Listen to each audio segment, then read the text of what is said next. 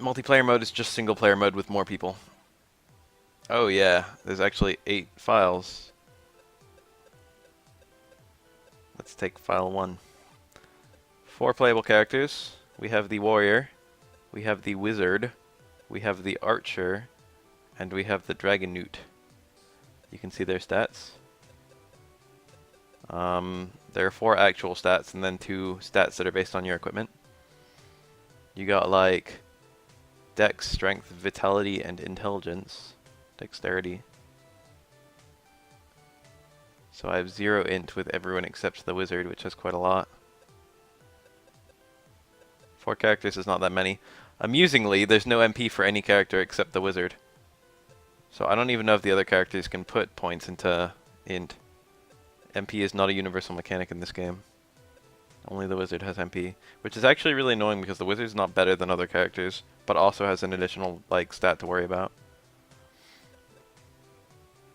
Dragon Newt's a big guy for us. I wonder if I should make one. The one I always liked playing as a kid was the archer because you can attack from a range. Dragon Newt is kind of just a more extreme fighter, warrior. I don't remember the actual reason to pick the warrior. He seems to have higher dex, but his other stats are all worse, so I don't know. I'd rather have the Dragon Newt. Warrior seems too balanced. I don't remember if he can attack from a range. Let's go ahead and take the archer. We have all the 4 colors to choose from.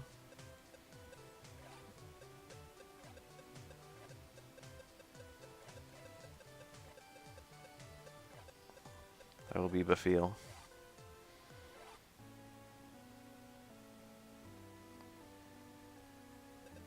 The dark dragon scorched the world with its destructive fire. I didn't make a wizard, even though wizard is probably... I don't know, wizard's alright. I didn't make a wizard because I want to show off the no MP mechanics of this game because they're very distinct from the sequel.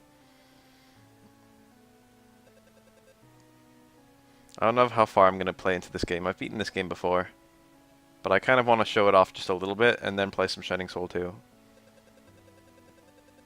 Additional party members, no, but you can multiplayer with a link cable.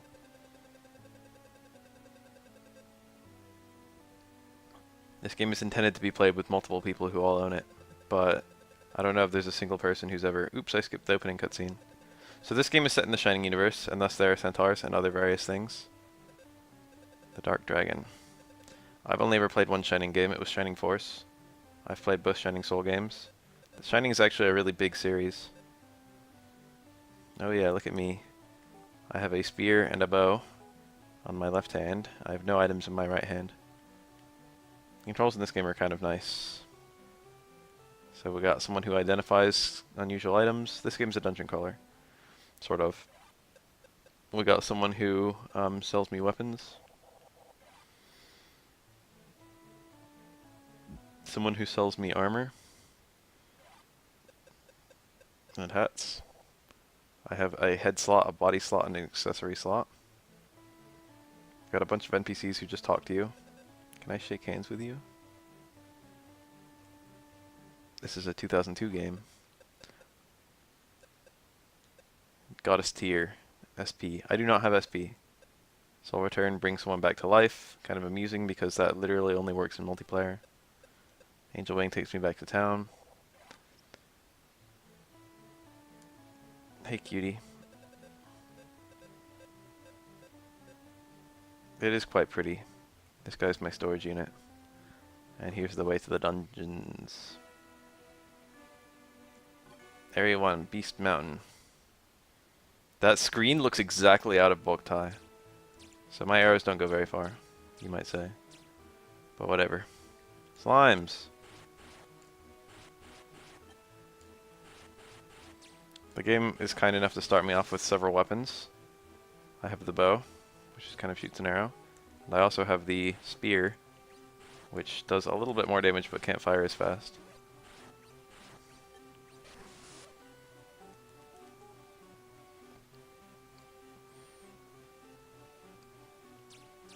Oh, that range though.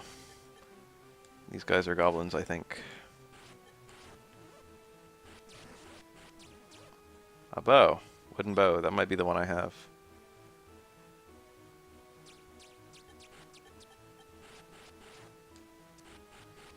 Yeah! Shoot the slimes. Okay, I killed the boss of this floor. So the door opened to take me downstairs. Angel wing.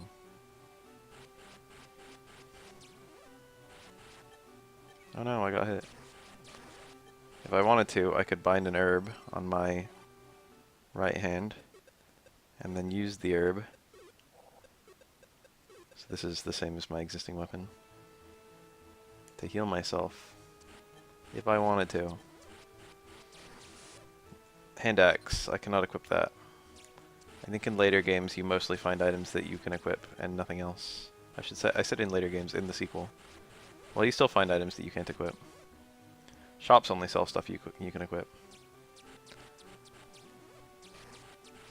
This game is exactly the same as Phantasy Star Online, except it's 2D instead of 3D.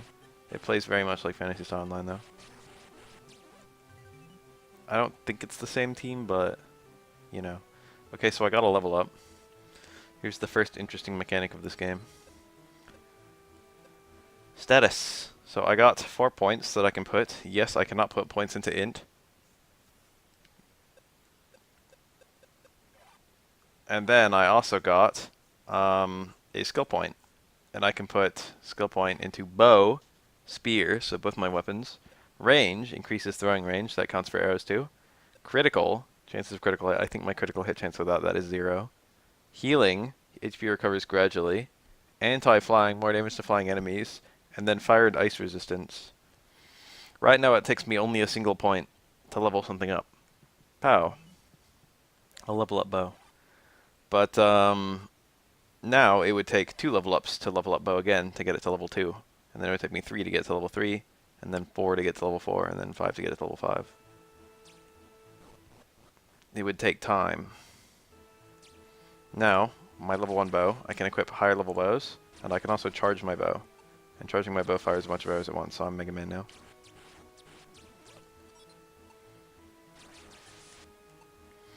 This is actually really amusing because this is free. This is a free action. All it takes is my time.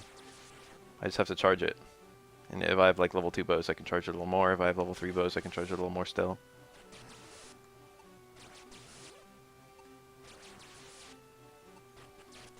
But this is the thing that costs MP for all characters in the sequel. So there's no cost associated with this. So there's no reason for me to not absolutely completely spam it. Nice. It's just my attack, but 3 times really quickly, faster than I can do 3 natural attacks. And it'll get to be really busted once I have a whole bunch of levels of it. This game is comfy. If you're going to ask me anything about the Zeku tutorial, then I don't know. I don't know why I'm not working on that right now. I know it needs doing.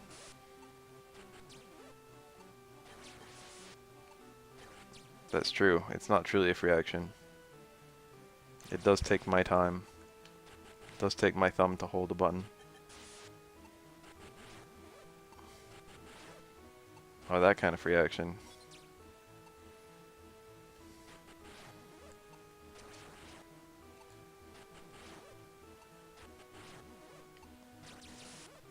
Money.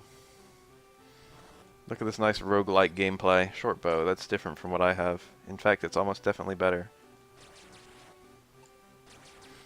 This game is already kind of cute. But it's a lot more fun playing it with multiple people.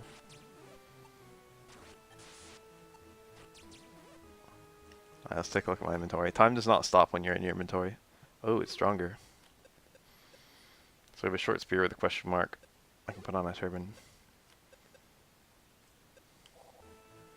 The bag of money just says money.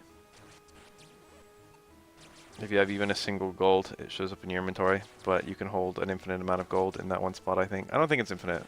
There's like a limit, but it's a really large amount. And then if you fill the amount, I think you can just get another bag of gold? I don't remember. An herb. I've played so many Diablo clones and I love all of them, but I've never actually played Diablo. Beast Mountain 3. This is slower than I remember. I feel like they did something to speed this up in the sequel, or maybe there's just better variety in the sequel. I leveled up again. So we could look at what the hell spear does, just really quickly. I'm going to save state before I do it though, because I don't think I want to go through with spear level ups. It's good to do one or the other. It's good to cut out whatever you can, basically. So let's just throw one on spear and see what happens. If I charge my spear, it only does one hit. However, it will pierce enemies.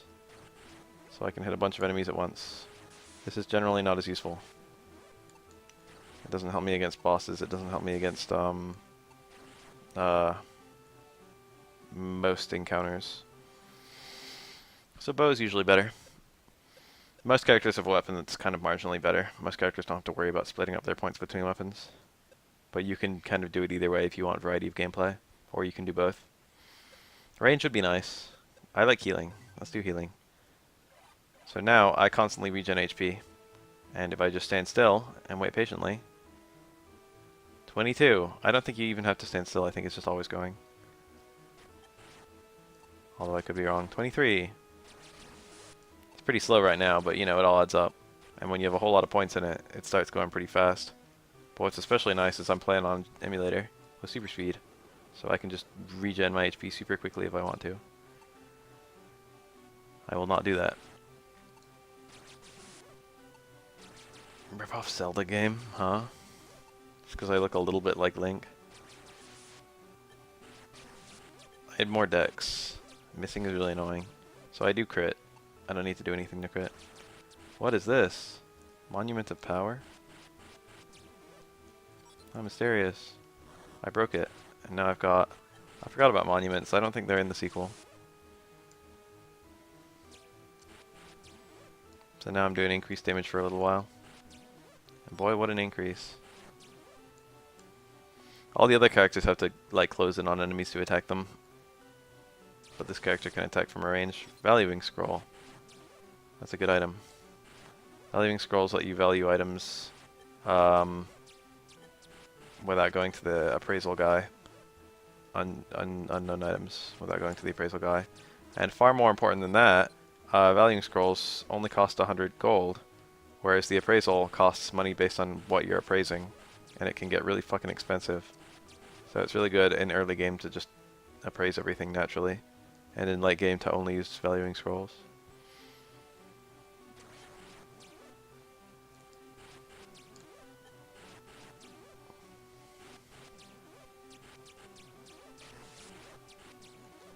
A long sword. I don't know when this Monument of Power wears off, but I hope it never ever does.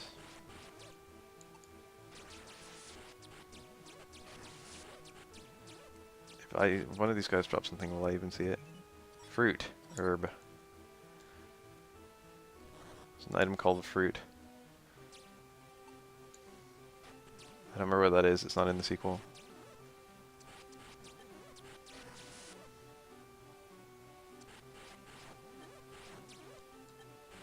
Some kind of troll. See, here throwing the spear would be pretty good. Level 2 spear, level 1 spear. He missed me. Enemies can miss too. Did you just see how many times I missed in a row?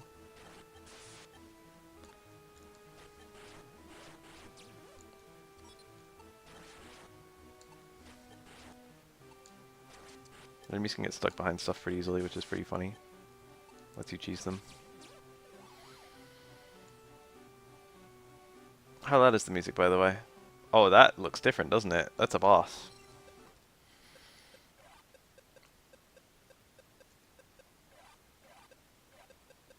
Let's get some range. Who's gonna put points in fire resistance and ice resistance? I don't care. There's only 2 of the 3 elements in the game, so where's my thunder resistance?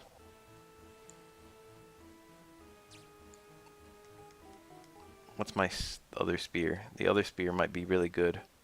Okay, never mind. It's the same as the one I've currently got. Silver ring, defense 9 to 11. Stylish but useful ring.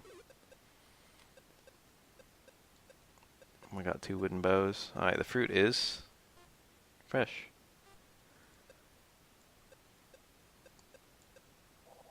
We'll be alright. Boss. Beast King. You hurt my brothers.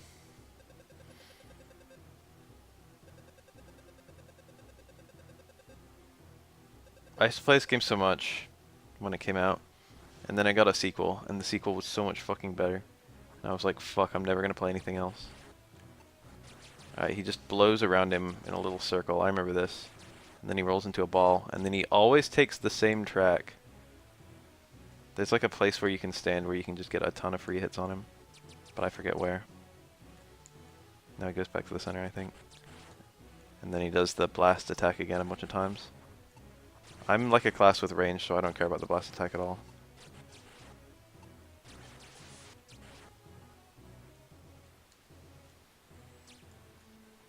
It's always the same pattern, makes it real easy. But I forget the ideal spots to stand to get lots of hits on him.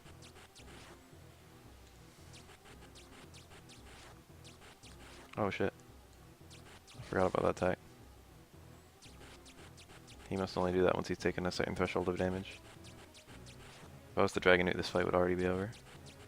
Probably wouldn't, because I'd have to space all my attacks. I'd have to dodge that.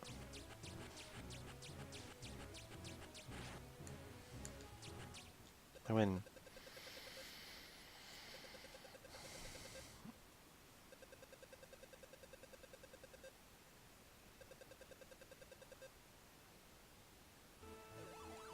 Oh, boss drop. What do we got? Bronze Lance. Boss drops are usually something a little bit outside what you could normally get at that stage in the game. Let's go appraise our items. I'm broke. I have no money. Easiest way to make money in this game is to appraise anything, because the items you appraise are worth a fortune. Let's go sell something. So I just got a short spear of the moon +2. Oh, look at that. It can be equipped by the warrior too. I think he has a different animation for it. He stabs with it and I throw it. So I have a ranged version. He has a non-ranged version. Of the moon gives me elemental resistance. I'm going to sell it.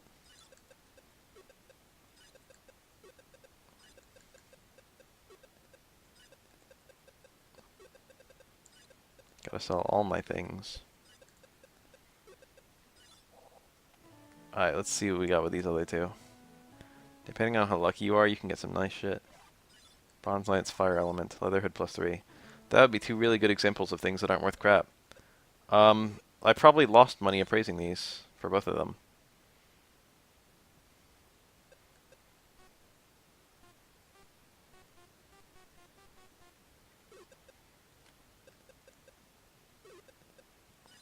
It's not always worth it to appraise something. Sometimes you just won't get any returns. I can buy. Well, I can't buy it. But there's a 12 attack bow in here. See that it says bow level 1 required. And this spear is all grayed out because it requires spear level 1. So that's the actual true blue reason to level up your equips. But the secondary reason is charging. That might be all I show off of this game. I guess I'll take a little peek into the next world. Just cause I'm not gonna beat it. I just wanted to like show it. I wanted to show that it exists before playing Shining Soul 2. So now I can go to area 2. I forget how many areas there are. It's like 15. Or like 12. Labyrinth of the Dead. It's just this for a long time. And then just to make sure that you are absolutely 100% entertained, after you beat the game, there's another mode unlocked called, I think, Advanced Game or something like that, that just starts off with the, it's just the same game again, but all the enemies are much higher level. And it just picks up immediately where you left off. So it's exactly like Phantasy Star in that way, too. If I had anti-flying, those bats would be easy. You've got a higher difficulty. A lot of roguelikes do that, and it's a nice feature. I think Champions of North did that too. And Baldur's Gate, Dark Alliance. Which are two extremely good games I'd love to stream if they fucking emulated for shit, which they don't. I can barely run the game on my nice-ass computer. Which is really annoying because I've got a really good processor. And a really nice graphics card. Well, not a really nice graphics card, but a good enough graphics card, damn it.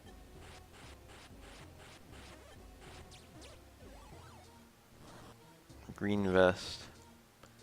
I don't have that much to say other than what's already been said. It's just a whole bunch of this. It's a good game. But you should play it because Shining Soul 2 exists and it's the same game but better.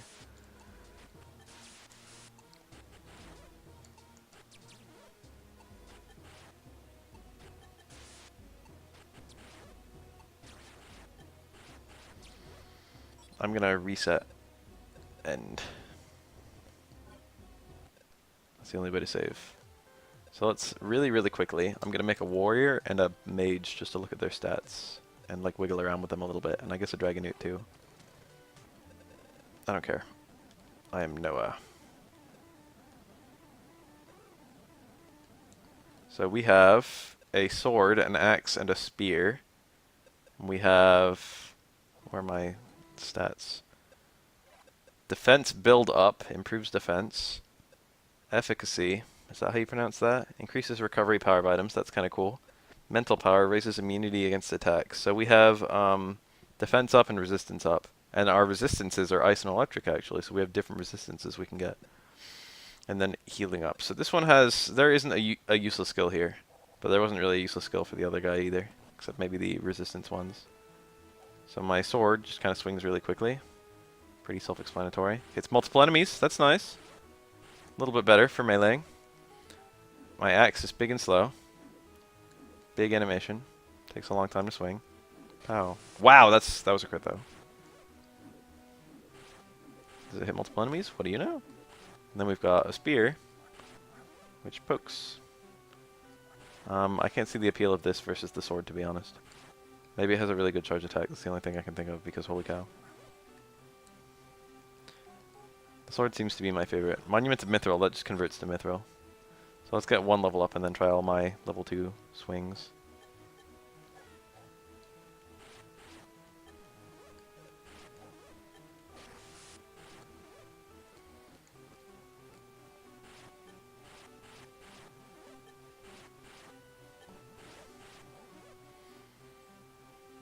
There should be just enough to level me up on this floor.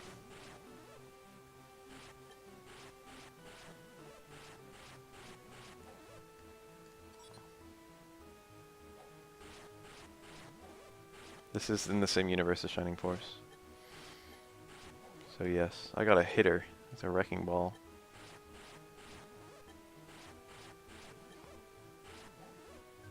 Alright. So let's get down a floor and then level up. God damn it, stop spawning.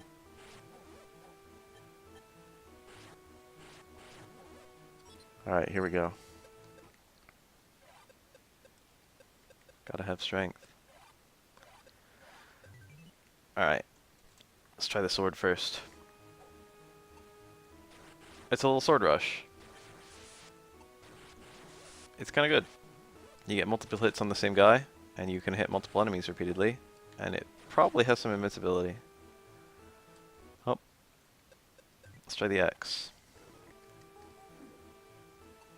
It's a spin. Hits multiple enemies, but only hits each enemy once. Not so impressive. Not so big on the axe. I think I like the sword so far. That's kind of good. You see that crowd control? That was pretty good. I can't even hate that. That was great. That was good crowd control. Let's try the spear.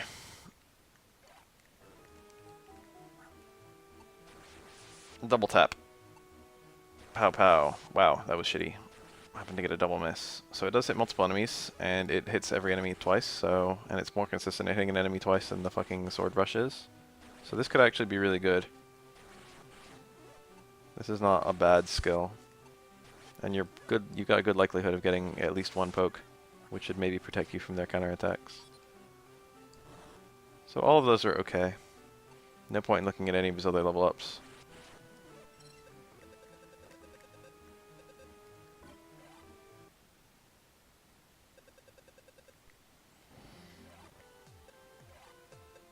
How about the Dragon Newt?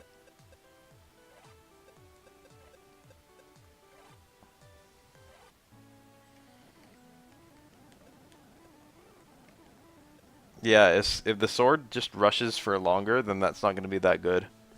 If the axe just does a second, well, I don't know what the axe will even do. If it does a second spin, that's okay. But if the spear adds pokes, that's the best way to keep on improving. So we've got the axe with this guy too, and then we've also got a wrecking ball. A flail, if you will. So that's the same slow-ass animation the warrior has. So this is my least favorite warrior weapon, and it's the main weapon of this character. Flail's much faster. I was not expecting that to be faster. I was expecting to be slower. It's got recovery, though. You can't do it right away. 1, 2. Yeah, see that? 1, 2. 1, 2. That's like as fast as you can swing it. So we have axe and flail. Blow power up, charge attack, okay. Break armor, lowers enemies' defense. Breath, counterattacks with breath. Every time you get hit successfully, like, enemies will take fire damage. Something like that. But it's not every time, it's just sometimes. Increase my defense. More damage to undead enemies. There are a decent number of undead enemies in this game. Fire and electric resistance. Alright, let's try swinging my weapons a little bit.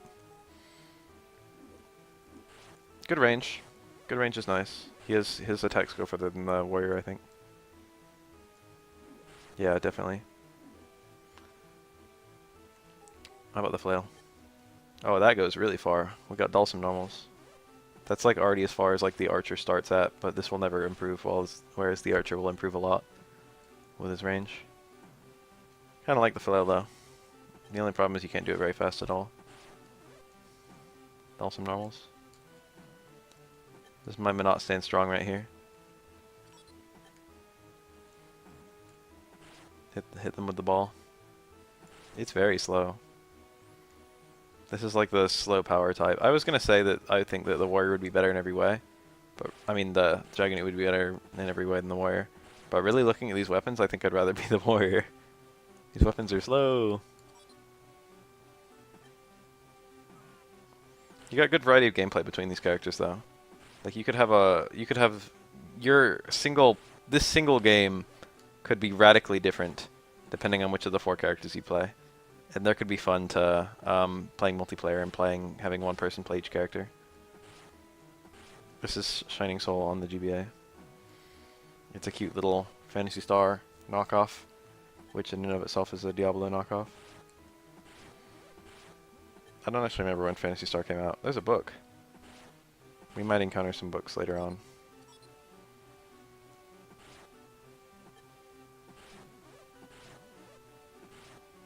The wizard, when you first get her, is a sorry state, but she gets to be kind of good.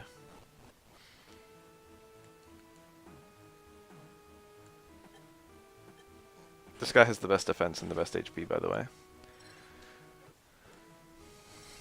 And I think the best strength too, so, you know. So let's go ahead and try axe and flail. Not the same spin attack. I didn't move, he just moves on his own. So it's got kind of advancing spin. Probably full invincibility for the whole advance too. That doesn't look too bad. That actually looks quite good. That's actually pretty nice. It's got a huge hitbox.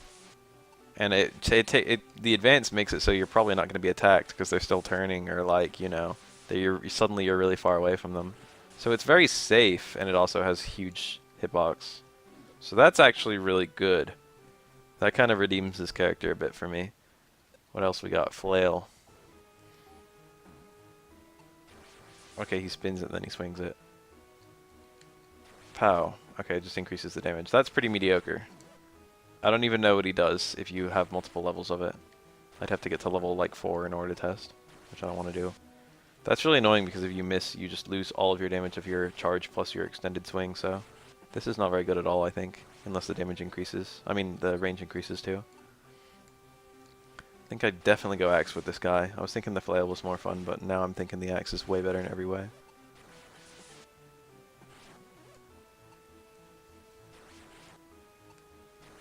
Power tomahawk.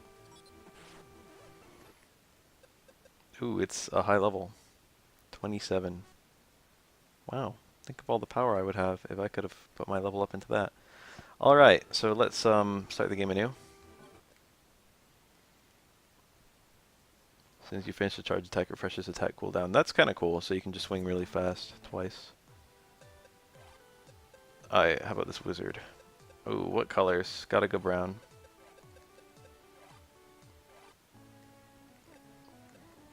So the Wizards is a really sorry state right at the beginning. But she's got probably the most interesting mechanics. So we have spells. We have only spells, actually. Spell that casts balls of fire, spell that casts balls of ice, spell that casts thunderbolts, spell that casts tornadoes, reduces area to ashes, improves resistance against magic. That might not be a spell. Spell that recovers HP, spell that slows down enemies. Huh. How about that? So I'd love to just buy a book right now, but I have no money. So we actually can't look at most of the attacks this character can do. The heal scroll actually heals the whole party, I think. So this is the best party class, if you will. But solo, she's I don't know, I don't remember. Let's go ahead and just go in and see what happens. So we're a really sorry state when we first start off. No, we're not. Even your basic attack is a spell in this game. I forgot about that. So I can just fire off Cast of Fire. So this is a ranged attacker too. Unfortunately, some enemies have resistance to certain elements, so you do have to kind of change your weapon depending on who you're fighting, which means you can't possibly just use one weapon with this character. Look, I froze him. That's kind of good. Freezing enemies is good. That's a low success rate, I think. But I don't know how long it lasts, so it's possible I procced it repeatedly and it doesn't last that long, or it's possible I procced it once and it lasts forever.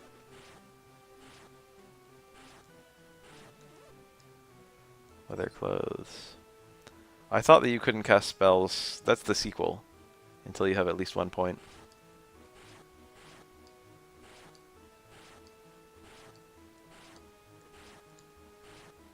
It sure would be nice if I could hit multiple of them.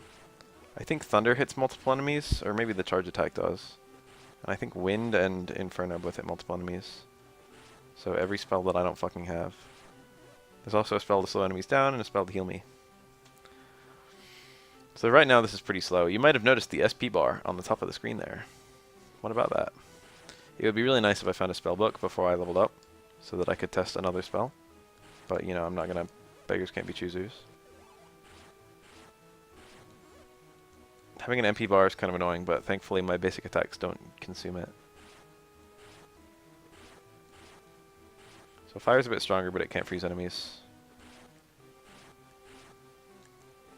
Freezing enemies is kind of useful.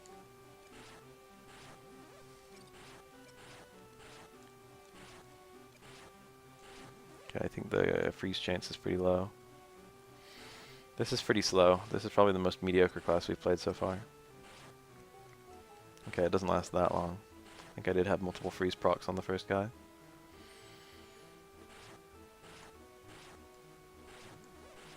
I really wish I could attack multiple enemies. Got a freeze scroll that's potential. Please be like magic. Mithril. Damn it. Mithril's quite rare. It's used for refining. It's actually... even I don't know what it is in this game, but in the sequel it's one of the best refining materials. The best possible way to refine is to take multiple different types, I think. You can just save and refine over and over until you get the things you want in both this game and the sequel, so refining is kind of cheap.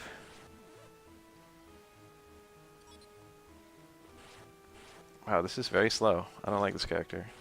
It's funny because I like this character a lot in the sequel. That's my level up.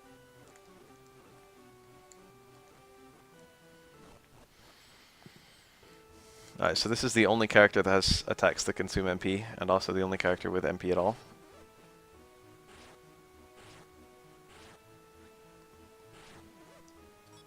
Let's see what we can do here. Let's eat this herb.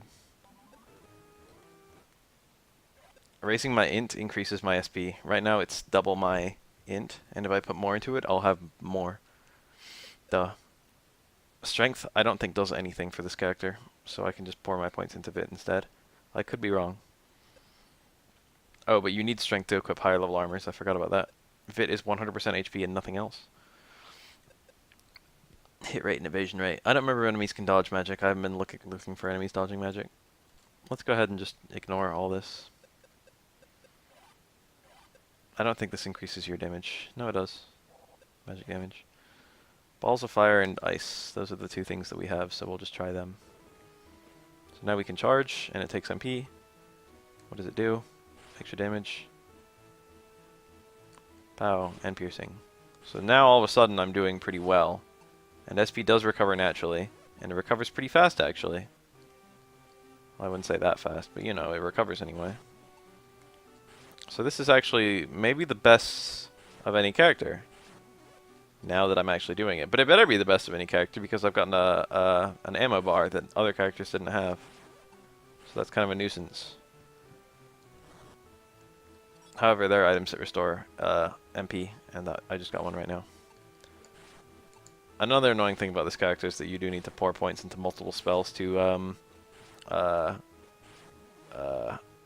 balance resistances, but you know, other characters have like 10 things that they want to put points in as well, so it's not such a big deal. This character has 10 things you want to put points in. Slow is not that good. Heal is only good if you're playing multiplayer. Resistance might be okay. It's a resistance against every spell, so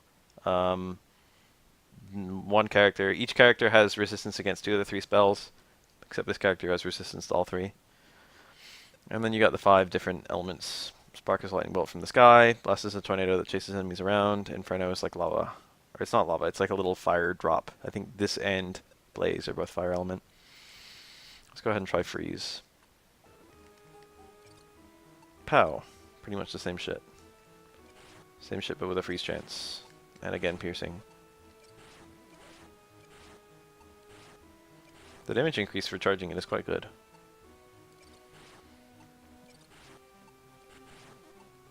I'd rather play Freeze than Fire, I suppose. Higher MP consumption, though. Just because the damage is lower.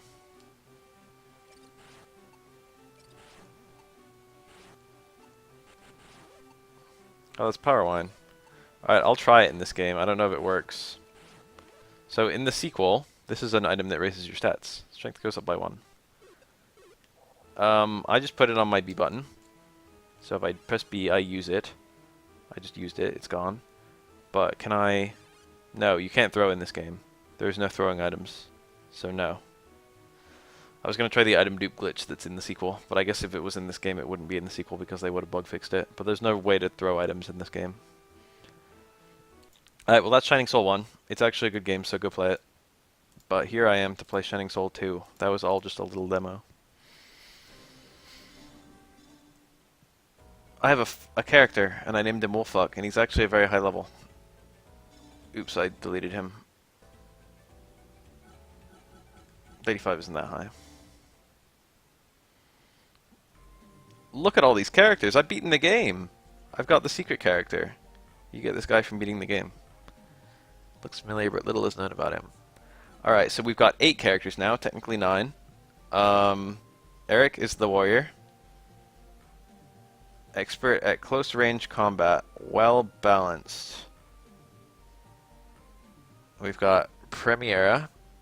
Expert at spell attacks. Uses a variety of spells. Sorceress. This isn't the same as Wizard. Please note. However, if you actually play it, it is exactly the same as Wizard. And we got the Archer, Ruin. Long range attack expert. Moves swiftly. And then we have the Dragon Newt down here. Tyroth. Crushes enemies with powerful blows. So you got the 4 you had in the first game, but then you got 4 new ones. You got Priestess. Helpful and brave. Uses healing and support magic. How about that? Multiplayer character. She's probably the worst character in the game, but they kind of planned around that a bit. Or I should say she would be the worst character in the game. But they, you know, most people aren't going to multiplayer this game, sadly. Most people don't have the appropriate tools. 2 people who own this game who want to play this game, plus a link cable, plus 2 GBAs. Most people have never ever multiplayered this and never will, even among the players of it. So this character kind of gets left in the dust. But she's one of the 3 mages, okay? So we got a healing mage, we got a regular mage, then we got this guy over here, Armand. Half vampire, half human, uses dark spells. The Dark Wizard. So we got a black mage too, and he's got some kind of evil kind of magic. He's maybe the best character in the game. He's one of them anyway. And then if you've beaten the game, there's a storyline character who is a black wizard. And they're just the same class, but they have different stunning stats. This guy has better stunning stats generally. He's got like one stat that's worse and then a bunch that are better. So overall, he'll end up having higher stats than the other guy. So he's a better version of the maybe best character in the game. So technically speaking, he's a nice reward for beating the game. And then we've got a Brawler, strong and dexterous, but has somewhat low defense. So we got a Doggo, and the Doggo is a quick, low damage attack spam, high speed attack spam. And then we got Ryzen, the Ninja, attacks monsters with quick movements, very fast. He actually is, tricks monsters. He actually is very fast. He uses a lot of really wacky spells and stuff. We'll take a look at a couple. Well, I don't know, because the opening is really long to skip. Oh yeah, we got 8 colors to choose from. No, 10 colors to choose from. That's a lot of variety. Your ninja and your friend's ninja will probably be different colors, unless you're both a faggot who picked, like, the blackest ninja you could. Names can be changed. Alright, I'm just going to skip everything for this opening scene, just to look at my spells. Oh no, a single paste. So we've got sword and knife. My sword swings, he kind of underhands the swords, but he equips the same swords the warrior does. And then he has a throwing knife. I think there's another character who can equip knives, but they can't throw them. It's the Brawler. Brawler just swings the knife, but this guy throws the knife. So you've got one close range attack and one, by the way, this paste doesn't attack you. One close range attack and one range attack, so that's good variety. This is also regarded as one of the best characters in the game. Then we got critical, hit rate, debris, spell, falling object. So this guy has a couple spells. Shadow, paralyzed monster. Speed, increased speed, that one's kind of fun. Replace, block attack with wood. So every time you take damage, there's a small chance that he won't take damage, and just like a wood will appear, and the wood will take the damage for you, I guess. So he can dodge attacks with that one. And then backstab. This one's one of the best skills in the game. You get a significant damage increase if you hit enemies from behind, and it's not too hard to get behind an enemy, especially with speed. So if you just put points into sword and speed and backstab, you become a deadly motherfucker. I'm going to level up from killing this slime, so let's look at my charge animations. I think I'm not forced to leave immediately. Yeah, so let's take a look at my animations. Oh, I can't attack, so we can't look at my animations. What a bitch. This takes a long time to actually do, so I guess we just won't look at them all. Let's look at the other characters, though. Control R? I don't know which one I'm going to end up making. I guess I want to make a dark wizard. Oh, I lost the secret character. I guess because I reset after having no characters that are having beaten the game, I can no longer make the secret character. Oh well, I don't care. Brawler is the one that my last character was, so I guess I won't do that one this time. Let's go ahead and make a doggo. But we're just going to look at him a little bit. I've got a claw. This is the only character that equipped claws. 2 claws, actually. Swing. It's got good range. Like, really good range. And then he's also got a dagger, which has much, much, much worse range. But the dagger has a much better charge attack. Claw also does more damage. Really nice range on that. What else? We got claws and knife.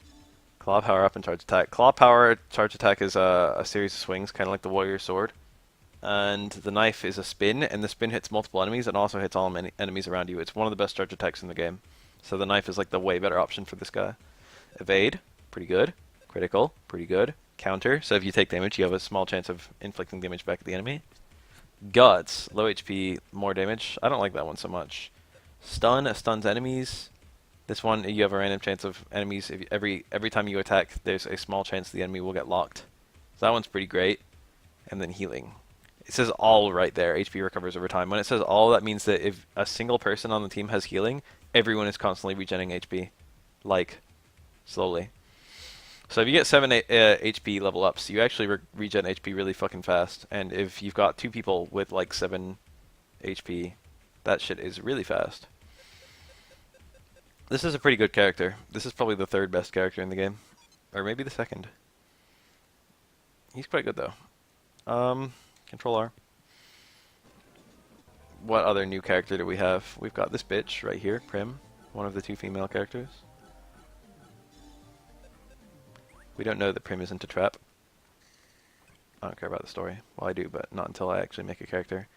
So we have spells are different in this game. I think we have a spell book. I think we start with one, but we start with something very interesting. I can't look at my inventory. Okay, so I have a spell book. When you use a spell book, you just hit the enemy with a book, and it's pathetically weak with low accuracy. But if you get points into the skill, you can charge the book, and charging the book casts the spell. So this book is a heal book, I think. So you can use it as a weapon, but good lord, don't. And then we've got a rod. Rods are like the basic weapon for every single mage. They can attack without, or they can do okay damage without using MP. But really they're outclassed by every spell, so every mage pretty much just ignores all their rod level ups. And then this character is kind of unique because she's a mage, but they were like, well, this character has no offensive utility compared to, you don't have that many, like, let me look at my spells. We've got heal to heal HP, protect to raise defense, resist to raise magic resistance, bless to raise stats, shining aura to give, I don't know what the hell that one is, and meditate, which every mage has, just makes your SP recover faster. So that's pretty bad. I have nothing to attack enemies among all these skills. So, unlike every other magic character, they kind of threw a flail on this one. It's like this character, you know, if you're going to have one mage with really fucking high attack power, let's throw literally the strongest weapon onto the tiniest lolly. Pow! Pow! Just to make her a little bit more self-sufficient. It has good range, better speed than the last game, decent left and right hitbox, so you can hit multiple enemies with it. And the damage is actually pretty good. So this is the most, this is an apology for this character being not very self-sufficient. They were just like, you know what, you can just have some decent attack power. But I'm not going to make this character. Because I'm going to be that edgelord who makes a, wizard. Dark wizard. Oh, there are little changes to the other characters, so I guess I'll look really fast at them. Really fast. Oh, that sword looks different. So we've got sword, axe, and spear still, and then shield, armor up, efficacy, counter, and tactics. All attack up. That's the main reason to use this guy. That's actually really cool. Raises everyone's power. Yeah, this is a really sick game for multiple players.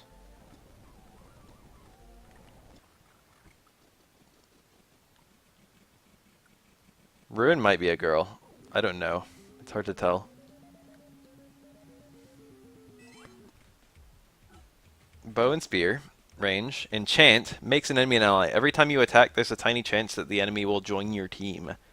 You still have to kill them, but when they join your team, they'll start attacking other enemies instead of attacking you. So it's kind of good. It's not great. Anti-flying, decent number of flying enemies in this game. Summon, summons a forest creature. This is a spell, I think. So there's like a single spell on this character. And then critical and healing. So this is the other character with healing. There's two characters with inherent healing, the Brawler and this character. And then one character with a heal spell. You only need 3, most link cables had a joiner in the middle. So it's like a 1-to-1, and then you plug in another link cable in the middle of that link cable. You only need, like, good luck finding anyone with a 4-way link cable, but most link cables were designed so 4 people could link up by the Game Boy Color onwards, I think. Who else? The Dragon Newt, I guess, is the only other guy. And then I'm just going to make the Dark Wizard and be done with it. These are some nice flavors. Nice flavors of dragon. Alright, so same with 2 weapons. The axe is slightly faster, as an apology.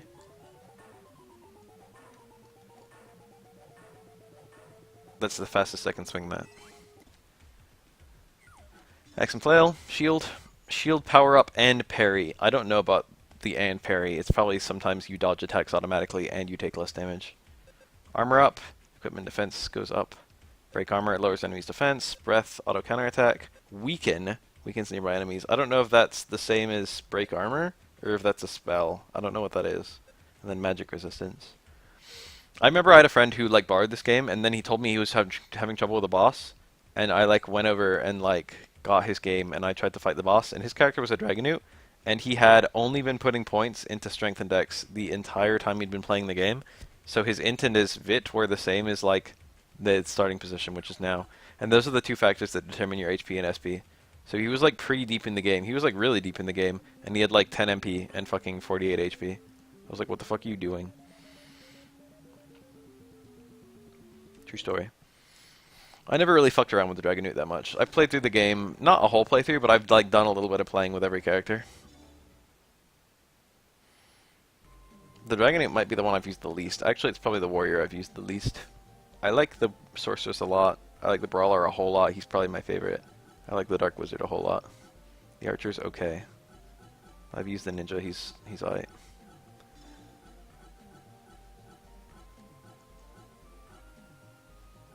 All of these colors are edgy. Color 7 looks the best, I feel. Color 1 probably looks the best. 1 was also on GBA, yes. We just looked at 1. You missed it. He's like looking away from the camera so you can't see the color scheme of his front. It's kind of annoying. I'm gonna get real sick of most of these colors. If it's like gray or like... I don't like a lot of these. Like, they're gonna really wear on me over time. I need something just a little bit colorful. Color 5 won't wear on me that much. Color 1 won't wear on me that much. Color 9 looks alright. All these I'm just gonna get sick of. He's so gray. I need something that's not that gray. The green I kinda like. No, I'm gonna get sick of that. It's like a nice color 1.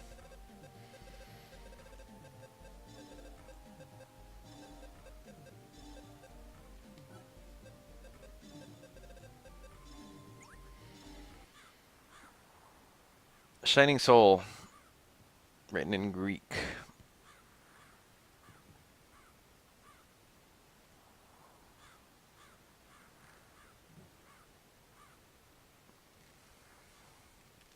Super speed, baby. Girl reading a book. Starts the same way as the last one. I guess the Dark Dragon being defeated was the ending of Shining Soul 1. Light returned to the land. 4 heroes were held for banishing the darkness. Spoiler alert! Who would have thought that the first game would end with the Dark Dragon being beaten? This game deserves a sequel, but it never got one. I guess it probably didn't sell that well. There's been a lot of Shining Soul games since then, or like Shining action games, like Shining Arc and Shining Force, or Shining Force Exo, whatever it's called. Shining Wind. But none of them are quite like this. Brothers and sisters. According to legend, darkness was defeated, but now light will grow out of control. Prince giving rise to darkness once again. The storyline of this game is pretty stupid. There was rampant light, and somehow that made darkness reappear.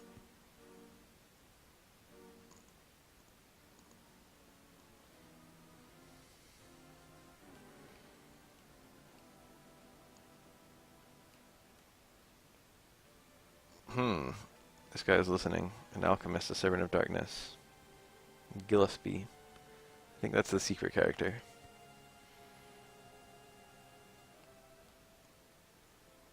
And murdered him.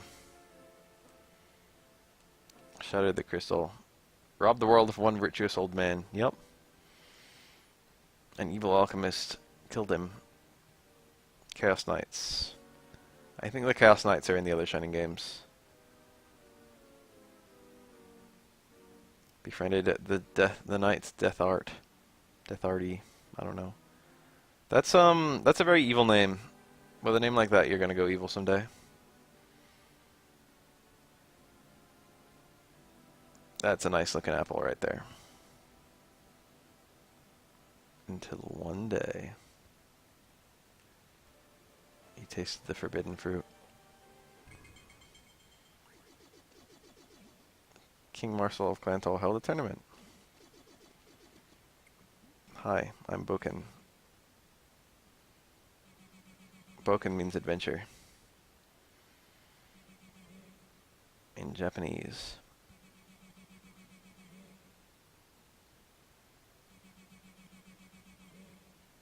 This guy can't kill a single fucking paste. It's here again. I just got rid of it. Man, that thing's persistent. 1, it doesn't attack, and 2, he couldn't kill it. Man, look at your stats. You just started out. Alright, so it starts me with 2 books, plus a rod. The rod is generously the best weapon until I have a single level up. We have a bunch of spells. We have Rod, Demon Breath, Venom, Darkness, Morph, Dagger Dance, Drain, and Meditate. Every caster has Meditate. Oh, I never looked at the Sorceress. Oh well. So, we'll look at all these spells as I play through the game. But for now, let's just kill this paste.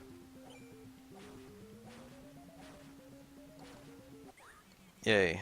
As a 100% chance of dropping that herb.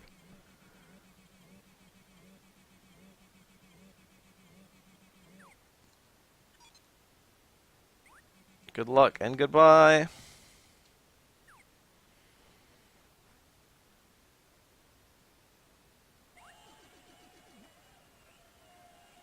Here's the tournament. These are all actual NPCs in the game. I like how they're just centaur people just chilling around. Death Art's a centaur.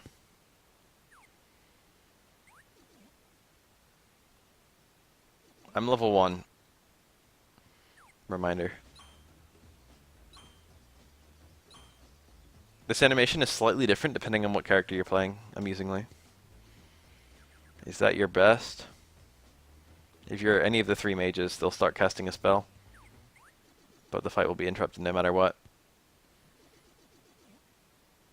There's unique animations for every other character, but the mages all just intone a spell and then get interrupted. Princess Camille.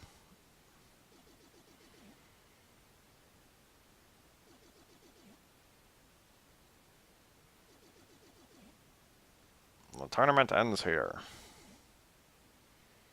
Wakata.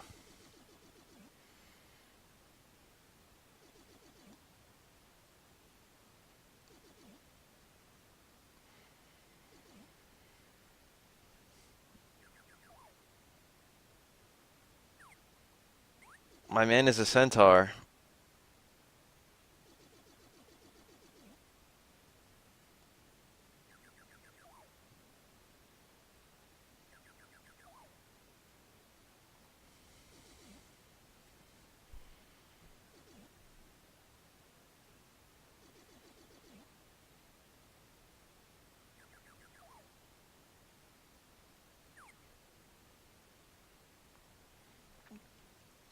This game is also a dungeon crawler.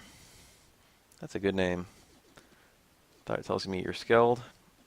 Please join me in the throne room. I have a favor to ask. Thank you for coming so far, brave one. Yourself light, the royal treasure is cloudy. I have a bad feeling. Rumors of goblin activity.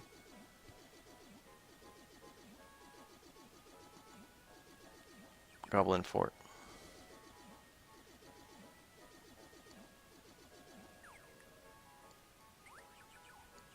Queen Yvonne. There's a lot of characters in this game. The town is actually really big. Samuel. Press select in the item screen for details. Unable to decipher it. There's a lot of secrets in this castle. I'll go peek around for some right now. Have you ever had an apple? This guy gives you a decent amount of money for every apple that you bring him. Like more than the cost of an apple. So if you apples are a random encounter, a random occurrence in the store, and there's usually only one of them. So I don't care about these. He's just telling me about skills and stuff. If you ever find an apple, you can buy the apple and then give it to him and get net money. So where are the secrets? I don't think there's any in this room, but I'll try and find some. There's quite a few. Monster cards, add them to this book. Every enemy has a random chance of dropping a monster card. And if you find a whole bunch of monster cards, you can fill out this book. There's 145 different monsters in this game, and I can't imagine anyone's ever filled out that book. What other dank things do we have? I got a kitchen, and then we've got a secret room. You want to see a fail. Showing different places. I want to see snow. I don't know if there's a quest associated with her. A lot of NPCs in this castle have a quest. So the way to find secrets in this place is to like push up against walls, which is also how you find them in the other game, in the base, in the dungeons themselves. This girl has 2 different color shoes. You can bring her a shoe, and she will thank you. Secret area. This is the important secret path. So if you go all the way through here, you get, oh, I don't even remember what, yeah, here we go. This guy doing some kind of weird Kamehameha. Secret training, I'll surpass Death Art, and the position of Head Knight will be not mine. Please don't tell anyone. Anyway, who cares about that? In this map, there's a secret place where they do the Clantal Times. It's the secret newspaper. And everyone here has a quest. A lot of characters mention the Clantal Times room and wonder who makes the Clantal Times, and then there's a couple people who are like, there's a secret room where you can go find the people who make the Clantal Times. And this is it. This is the secret room. I came straight to it. Leather hoods. He wants me to bring a leather hood to him.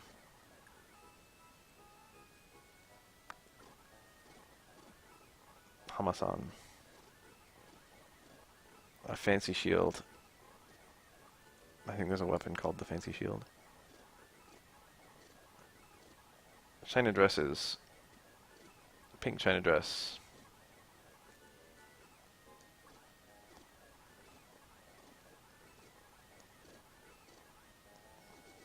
The goblin axe. So everyone just wants a certain thing. Welcome. And you can buy this, I don't even know what it is. Chia. That's a weird little room. I don't even know why I'm showing off the castle right now. There's just lots of secret stuff in the castle. That's the most secret one. But there's a little bit more secret stuff if you look carefully.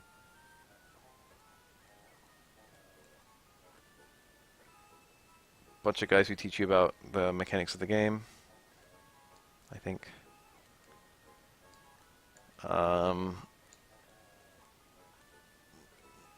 I think this girl has a quest. Never mind. 5 herbs, I'll make you a healing drop. That's technically not worth it if you buy them, but if you just find 5 herbs, it's worth it.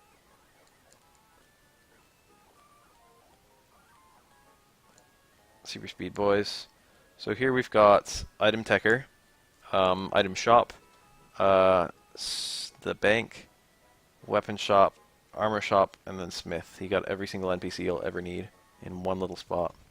What's kind of funny is the Item Shop is 3 girls, and then there's an event later on where they kind of split up. And the Item Shop inventory changes. Ooh, I can buy grenades. I'm going to buy 4. I can also buy a Molotov cocktail. That one's a random chance encounter. Won't always be able to find that. We got Soul Return, which brings dead characters back to life. I can never use that in single player. Ray of Hope, that's a better goddess tier. Now every character has MP, so... Antidote, cures poison, I think. I don't remember ever even being poisoned. Angel Wing brings you back to base. Herbs, healing drops, and healing water are all healing items. Okay, so you start with this weapon. Generates Shining Force, cooperate for greater power. This does nothing by itself, but if you have 2 characters equip it at the same time, it's like a weapon. If you have 2 characters equip it at the same time, and then they both hold the button, it creates a link between the 2 characters, like a ray, a beam between the 2 characters, and any enemy that gets hit by the beam takes damage. And I think it's pretty good damage.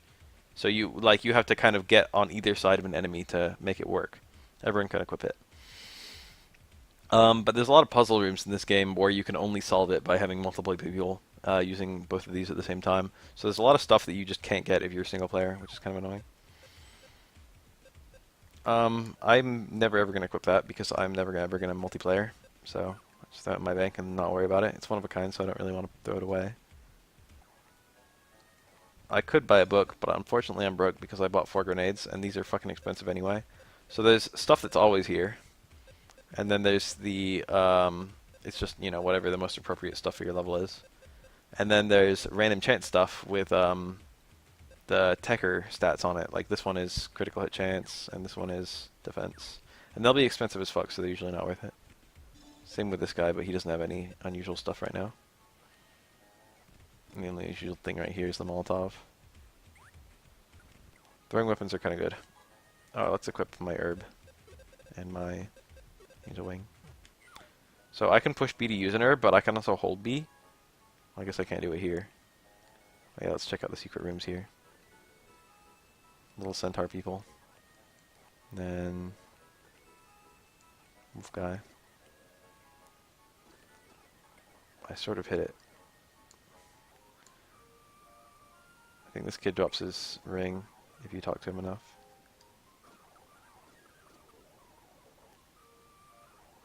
Just talk to me, bitch. Maybe not yet. Eventually he drops a toy ring. I have a grandson that often sends me letters. I can't wait to receive my next letter. This guy is sitting in front of a magic fire that doesn't actually hurt you. But whenever you get hit by a spell in this game, it increases... Every time you get hit by an elemental spell, it has a random chance of increasing the resistance you have to that spell. Unless it kills you, and then it has a 100% chance of decreasing your resistance to that spell. So one thing you can do is deliberately get hit by spells with high HP in order to increase your resistance to them. But this fire right here does not hurt you, and I have 0 fire resistance right now, so I have a very high chance of building fire resistance. I can just stand on it, and see that? My fire resistance went up.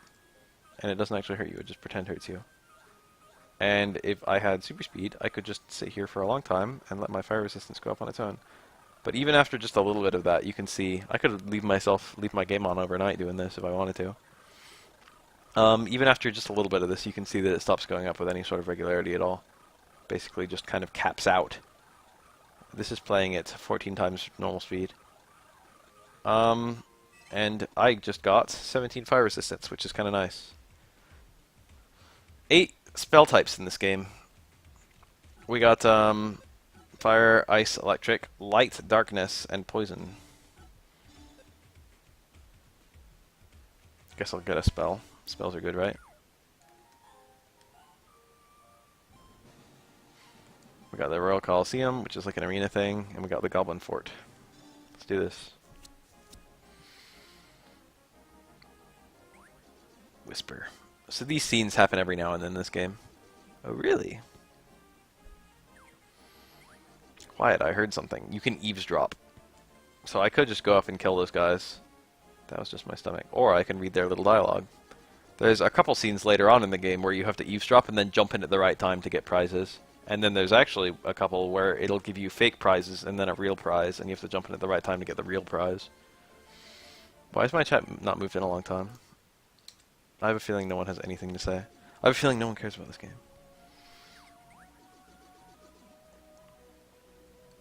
I heard something again. Nothing I do causes them to say that. My axe thirsts for blood. But I didn't hear anything. Maybe it's just the wind. Alright, they've done talking. Kapow! Look at that spell. Pretty powerful, right? Dark Wizard is a really good character. So this is just fire. It's literally just fire. There's no difference between this and fire, I think. That's just an evil version of fire. It's dark element instead of fire element. That's the only difference. Is that, what's his name? Johnny? I don't know my Guilty Gear characters for shit. That's the guy with the coins and the katana, I think. So I attack at a range. It hits multiple enemies with a small blast radius. It, oh, I got a paste card. Does really good damage. So overall, this is a very, like, decent spell. We've got other good spells too, though.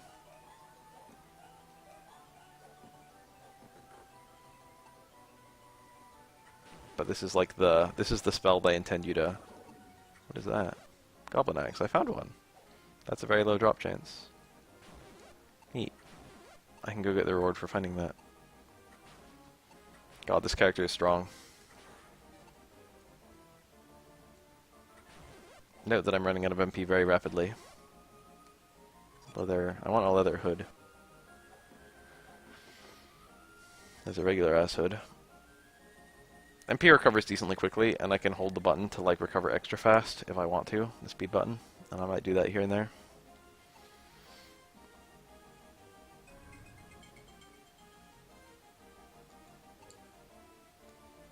Here's a new mechanic. See that door? That door is locked. That was the boss. Still works the same way. You got rooms you've got to progress through. And gotta kill the boss in the room. The thing about this character that makes him really busted is that he only needs 2 stats. You don't need strength and you don't need dex for this guy. So you can just pour all of your stats into int and bit. He never misses and he never needs to hit things physically. And he doesn't need strength to equip any of his equips. Strength is only for physical equips. You need vit for defensive equips. So literally, like, you can get a decent amount of HP and a huge amount of SP and also increase your damage, and you never have to worry about missing. You don't need anything except those 2 stats, which is really good. It lets you be really concise about how you play, which makes him better at the same levels than other characters. I increased my speed that my MP recovers, so now it recovers kind of fast. Well, faster anyway.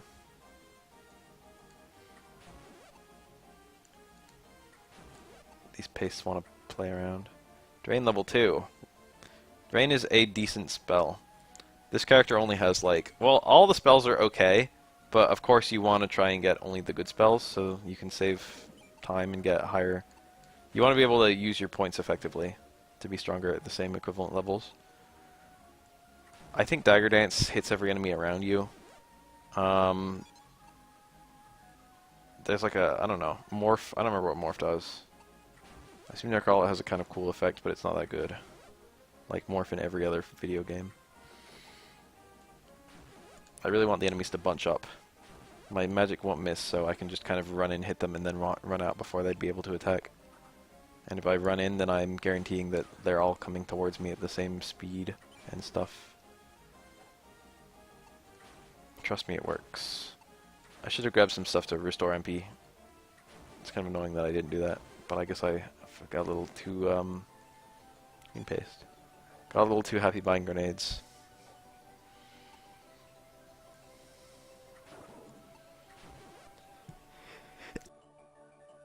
I just had a loud as fuck sneeze. So that arrow's red instead of green. I mean blue. Black chests have more valuable stuff in them. Red arrow means storyline event. So the girl has been taken to. Hey, can't you talk a little louder? I can tell he's being sarcastic. Oh no, he's not. Oh, I'm eavesdropping though. Cat and Gully, we're ready for them. Everything is going as planned, but I'm worried. Is the girl ready to be sacrificed? I was some sort of fairy. What are your orders? Commence the attack, but stay alert.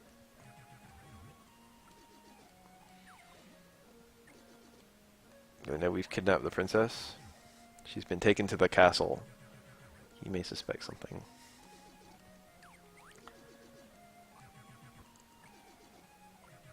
Maybe we'll get important information if we listen long enough. What did you do with the prison key? You put it back on the shelf, right? Yes, it's on the second shelf next to the eraser, inside the bag of candy. It's all sticky, clean it off. Write down your ideas. Neat. I eavesdropped and now I know where the prison key is. There's a semi-boss here. Captain Gobbo, I guess. He's got lots of HP. I killed him. My character's a little busted. We lost, our entire unit was defeated. Colonel Gobovich. So this is where the key supposedly was. I guess you wouldn't know to attack this unless you listened to the conversation. Look, I got the prison key. How about that?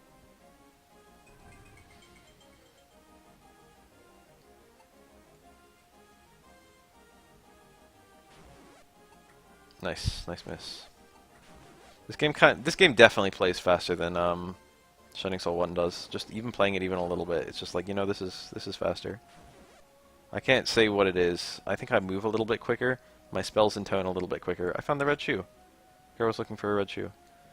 That's always there. something about the play speed they just fixed up. This game has like lots of little tiny changes that just make it so much nicer to play than Shining Soul 1. It's still got all the nice things that Shining Soul 1 had, but it also has new nice things. It feels like they had a good understanding of what made Shining Soul 1, or what could be fixed about Shining Soul 1. You've still got the nice multiplayer experience.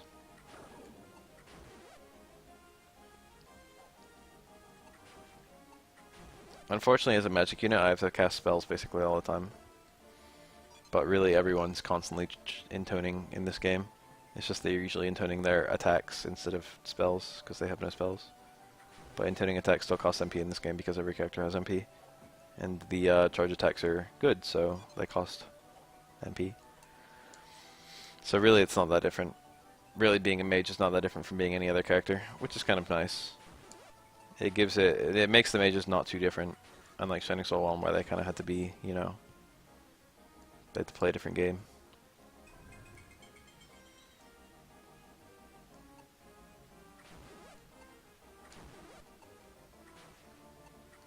I don't know if there are any enemies that have a resistance to dark.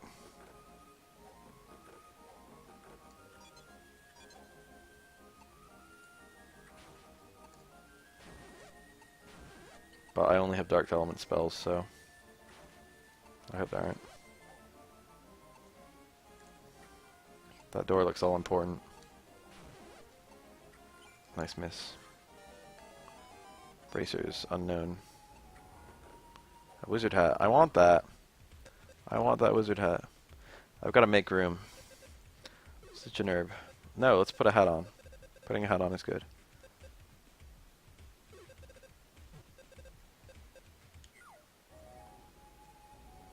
Oh, let's put this better hat on. It'd be nice if they showed up on your character, but you know. Let's use an herb, and that way we won't have to ditch one. Oh, I didn't show it off, but now I can throw items. Kapow. Kapow. I can throw anything. Okay, I can't throw weapons, but I can throw items. So you're here. Anyway, there's a glitch that if you use an item as you throw it, you throw a copy of it, but also use it. Which means you can, the items that increase stats, you can use them and throw them at the same time, and thus have infinite of items that increase stats. Which means that you can have infinite stats. Well, not infinite stats, but you can get all your stats to the highest level. Which is the speedrun strat of this game.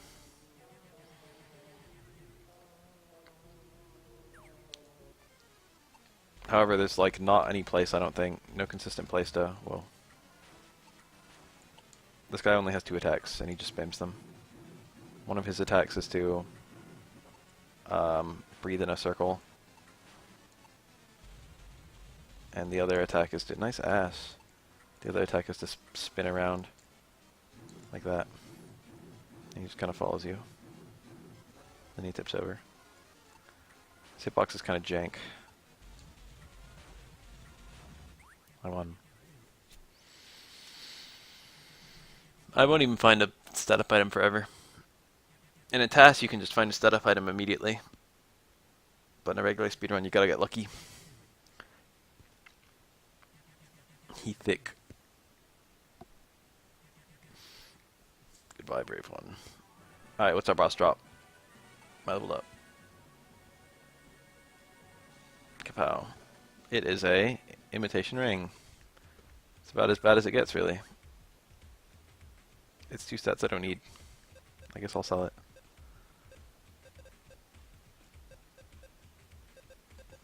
Where did this room come from? I didn't burn another herb or anything. Oh, I used an herb, that's right. In addition to putting on a hat. Back to the castle.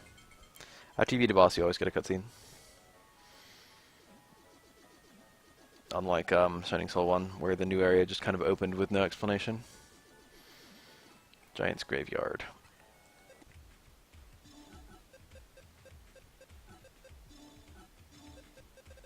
Gotta meditate, baby. I guess I'll go return the shoe.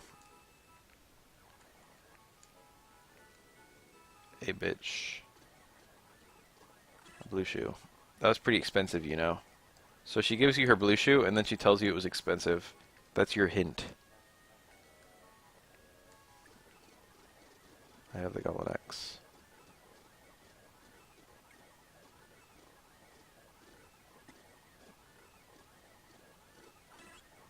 I got a Gaba.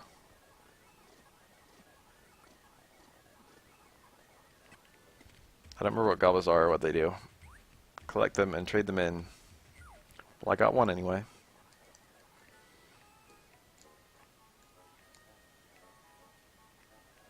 Anyway, oh yeah, she actually puts on the other red shoe. Her telling you the shoe is expensive is your clue to sell the shoe. The shoe doesn't do anything except let you sell it. It's worth quite a lot of money. Valuing scroll. I want it. Valuing scrolls are always 200, but tech ring items can be really expensive depending on stuff. God, I think I put my cards in there, right? Yep. Hey, it's Grandma Kalita. What should I do? Monsters keep kicking out of the well in my backyard. Sigh, what should I do?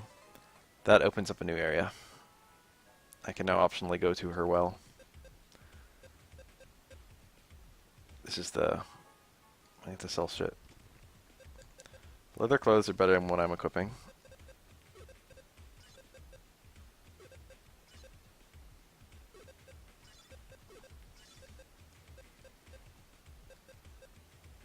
It's not even worth anything.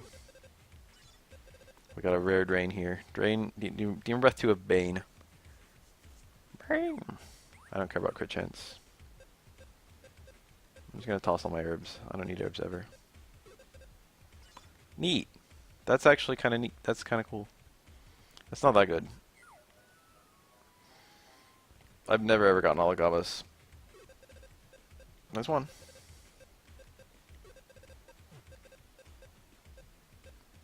Let's appraise all my shit. Appraising the opening stuff is not very expensive. Drain 2 of Gaiety, Hood of Purity, Cloak of Refuge, Bracers of Calm. Hopefully some of these will be worth money. 420 for Gaiety. What do you think about that? What do you guys think about 420 for Gaiety? Gaiety literally does nothing other than increase the value of an item, and it makes it quite valuable. It doesn't give you any extra stats or anything.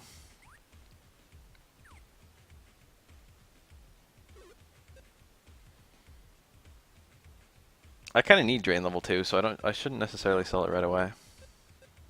Cloak of... this just increases my defense further. It's actually exactly as good as the current thing I have, but worth a little bit more money, so I'll sell it. Bracers of Calm, increase ice resistance, I don't care. Hood of Purity, increases death, undead resistance, or whatever, poison resistance. I don't care about that either. So we didn't get that good shit, but the Drain level 2 of Gaiety is kind of good. I'm going to sell my Dagger Dance. Well, I guess I should put a point into it just to show off what it does, but I'll probably rewind that I put a point into it. I'm going to get another one of these Angel Wings because they're kind of good. Yeah, we'll just hold on to that Drain for a while. Drain is one of the better spells for this character. If you die, you lose all your money, or you drop it where you died, I think. But if you leave it in the bank, you won't lose it. So, you know.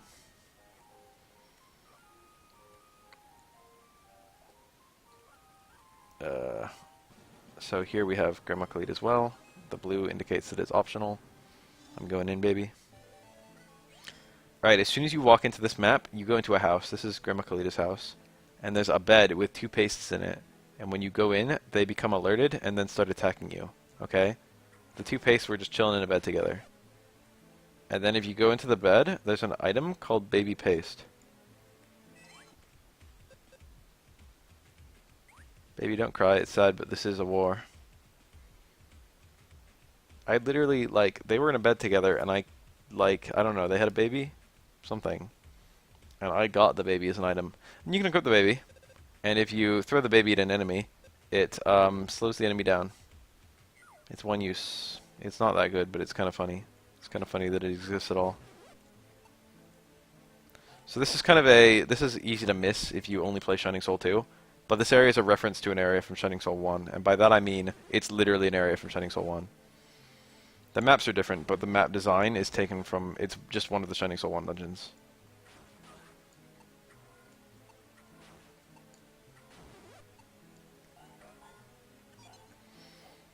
Changing your weapons is the only way to remove a charge without releasing the button and thus consuming the MP. So the gimmick with this dungeon is that it's full of slimes. It's kind of like the Prinny Land. Prinny World of this game. But this is like a Shining Soul. It's just a big old Shining Soul reference. Shining Soul 1 reference. It's just there for the people who played Shining Soul 1. These guys appear to have resistance to dark.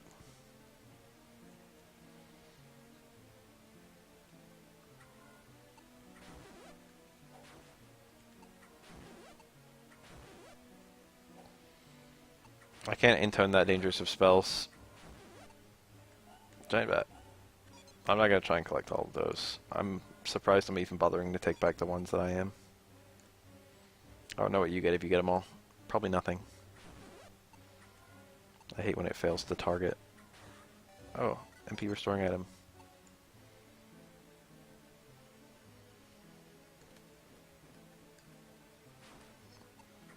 In the original game, there was a place where you could kind of... Oh, a scale. Where you could kind of walk over into the blackness over here. Oh, I didn't even mention, but in my inventory, there's a lot more slots. In the base game, in Shining Soul 1, there was just your hat and your clothing. And that was it.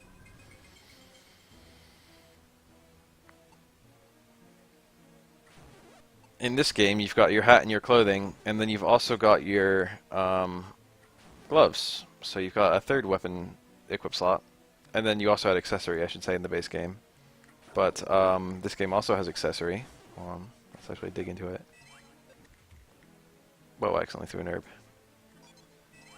We've also got an accessory, and then we have a new item called Soul, which I don't have a soul yet, but we'll find one. Kind of weird that Shining Soul 1 didn't have souls in it. I don't think it did. There was no soul equip, anyway. Souls are just photon blasts. From Phantasy Star.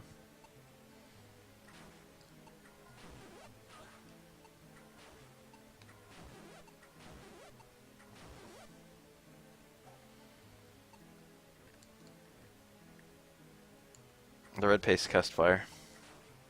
Scary.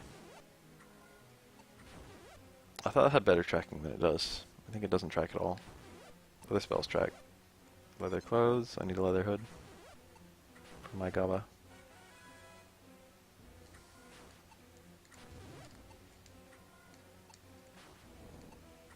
I got good fire resistance, so that did way less than it normally would have, but it still did a lot. I used an herb. It felt okay because I just found one.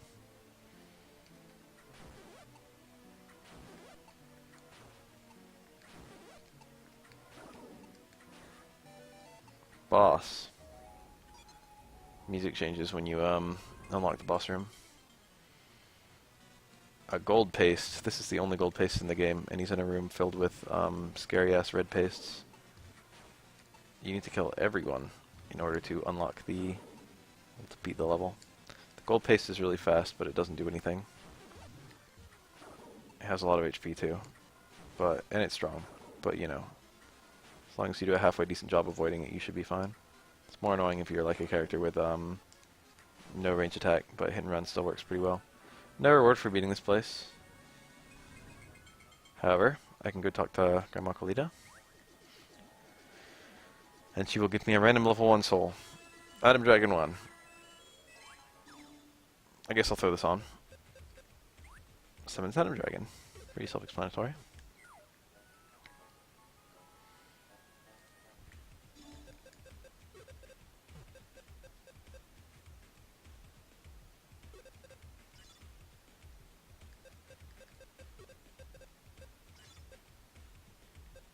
That's one better than what I'm equipping.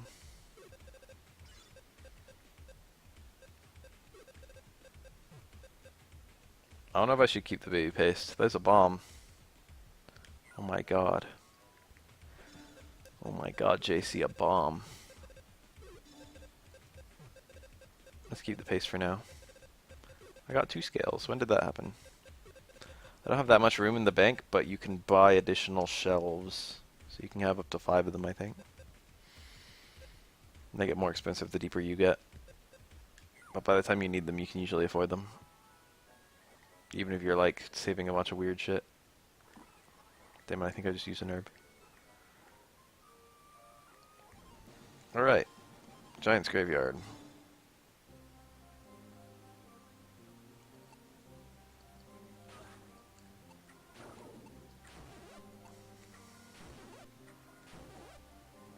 Light Flail. Enemy drops will occasionally be things that other characters can equip, but store stuff will always be your character. Which means you don't actually get that much exposure to other items. I think it actually has no tracking.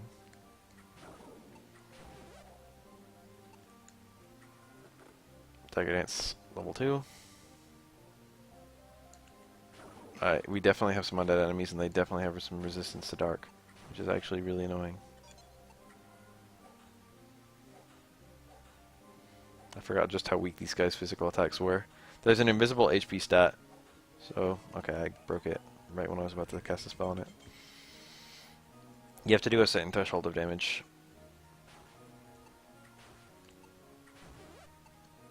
If I want to do good damage to an enemy that resists dark, my only option is to fucking use my rod. That's kind of annoying. I'm never going to bother to get rod levels. This is the character you can be the most concise with, both in terms of your stats and in terms of your spellbooks. You don't need that much variety. And because of that, this character is extremely good compared to other characters.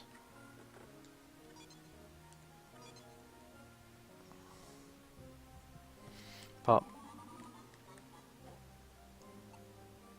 Secret path. You'll find it if you're not an idiot. Some sort of fire skelly. I could like do bonus damage to them if I was a mage by using ice spells and stuff like that.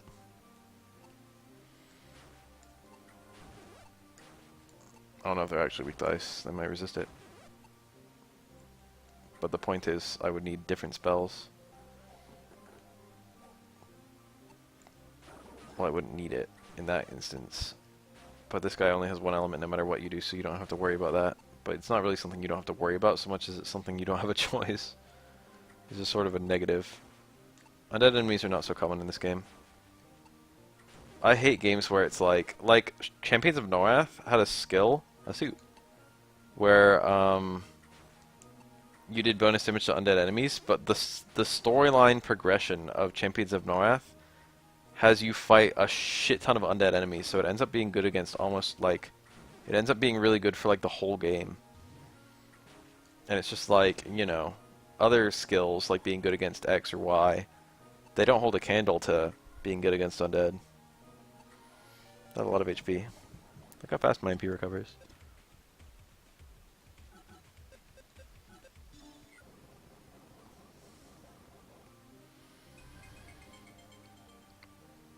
I used to play this game just a little bit while doing other stuff, and then whenever my stats got too low, I was playing like an archer or a brawler, and they both have the HP regen, and every class has MP regen. So I would just like play a little bit, and then I put my entire GBA down, and then I'd do other stuff. I do that whenever I got low HP, low MP. And I'd pick my Game Boy back up in a little bit, and I'd have full of both. I used to do that with Old Maple Story too. I would like save pots by not ever fucking I want to go the other way first. I would save pots by waiting, but of course that's like ridiculously time consuming. So I ended up like leveling really, really slowly. These guys shoot arrows. I hated spending money. I didn't have that many mesos. But retrospectively, it's like, wow, that was really, really slow. If I'm not spending money on pots, what should I be spending them on? I didn't know how to play MMOs. And then when I finally... Leatherhood, that's one of the ones I'm looking for. When I finally like watched other people play MapleStory and they just spam pots non-stop, I was like, oh. You never ever have to stop playing if you just use pots literally every time you run out of stats. That like blew my mind. It sounds really stupid, but the first time I played MapleStory, I made a warrior and I got a bunch of the stats that like I got a bunch of the skills that like increased the speed at which you recovered HP, and I played like that. You know, one of the warrior old skills was like make it so you recover 60 HP just by standing in place.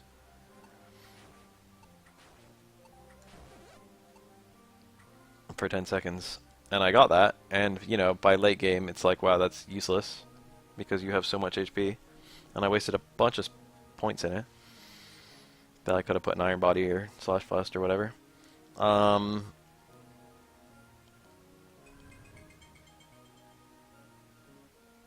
Here we go. Storyline events. And then they introduced an item later on called the Relaxer that was a chair that you could sit in, and if you were sitting in the chair you recovered 50 HP per 10 seconds, whereas me putting 20 points into a skill got 60 HP per second.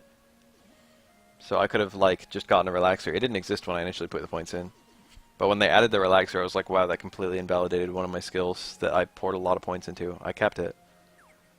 Made me so mad. Alright, so these guys check to see if the soul is still under the gravestone, but it requires 2 people to lift. So you have to wait for them to move the gravestone, and then they'll move the gravestone back over and lock off the item again. So you have to go in at a specific time. If you wait too long, they'll just recover the soul and you'll miss it.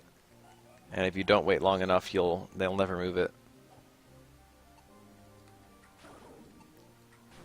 It's a cute little trick. MapleStory, during the development, they did a lot of stuff like that that was really boneheaded. Most famously, they did the rage thing. In MapleStory, there was a skill called Rage that was actually one of the... Warriors were always really garbage in old MapleStory, but one of the nicer things that warriors could do was fighters had a skill called Rage that increased weapon attack by 12, which is quite a lot. I think it increased weapon attack by 10. Weapon attack is a ton, though. Like, weapon attack is a really important stat. Like, 1 weapon attack is equal to, like, 4 strength. And you get 5 stats per level up to apply. So getting, like, almost a full level up's worth of stats per weapon attack, and increasing by 10 weapon attack, you can understand that would increase your damage by a shit ton. I have a soul, by the way. Graveyard key. So, fighters, that was a party skill, and it was a pretty good party skill, actually. It was one of the better party skills in the game. So, fighters were quite actually popular to throw onto a team. It was okay to have at least one fighter. Like, being on a team, being chosen for a team was really important. Either if you're mobbing a map or if you're doing a PQ, there were a lot of people you could invite to your team that would, like, affect how effective your team was, you know? And the teams would cap out at 4 or 6, depending on which PQ you were doing, although it'd always be... The max size for a party was 6, so... If you were just doing a items galore. If you're just doing a map, you would get 6 people. You know, you'd want the right 6 people to be useful. And fighters were chosen a lot. And then they introduced a new item called the Warrior Potion? I forget what it was called. Protect Ring. What is this? I can't equip the suit. Requires strength 12. I can't equip the suit, but it's not worth it. They introduced a new item called the Fighter Potion. Defense plus 3. Might as well. And the Fighter Potion made it so that you increased your weapon attack by 12. Okay? And it was like a little expensive. It was like so-and-so 100 mesos each. And the thing is that wouldn't stack with the Fighter's Rage. So if the Fighter's Rage increased everyone's strength weapon attack by 10, and that potion increased everyone's weapon attack by 12, and whichever the most recent one was used would cancel the previous one, because that's how timer skills worked. So like if you had Rage cast on you and then used a Fighter Potion, it might have been a Warrior Potion. Used a Warrior Potion, it would give you 2 extra weapon attack and reset your timer. But if you had a Warrior Potion on, and then you used, like a fighter used Rage on you, it would cancel your Fighter Potion and give you Rage. So it would take away your 12, like a Mithril, that's rare. Take away your 12 weapon attack and give you 10 weapon attack. So basically, fighters, technically speaking, fighters could save you some money because they could give you a boost that was almost as good. But more realistically, you'd be using your potions all the time, and if a fighter used his skill on you, if he used Rage on you, he would cancel your buff for a worse buff. So fighters went from being one of the most valuable party members in the game to one of the worst party members in the game because they were constantly canceling your buffs. It was like fucking night and day, dude. Fighters just got thrown into the trash overnight because of an item they added to the game that just annulled them. It didn't even annul them. If it annulled them, that would be better. And then, the way they fixed it, amusingly, was they made it so they buffed the fighter's rage, so it was 12 weapon attack, the same as the potion. So now, well, I shouldn't say now, I don't know how it is now. You get the same buff, so fighters are just saving you money. You don't have to use potions as long as you've got a fighter on the team. Now I think Rage has been buffed to shit. I'm pretty sure they buffed Rage a lot, so now Rage just gives you a huge boost to weapon attack. And you might be able to stack it with other things, but you'd rather have Rage. They might stack now, I don't know. They didn't used to stack.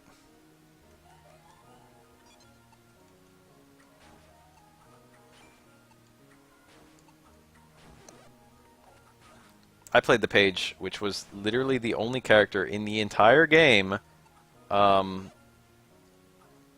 which didn't have a party skill at all. So I was still worse off.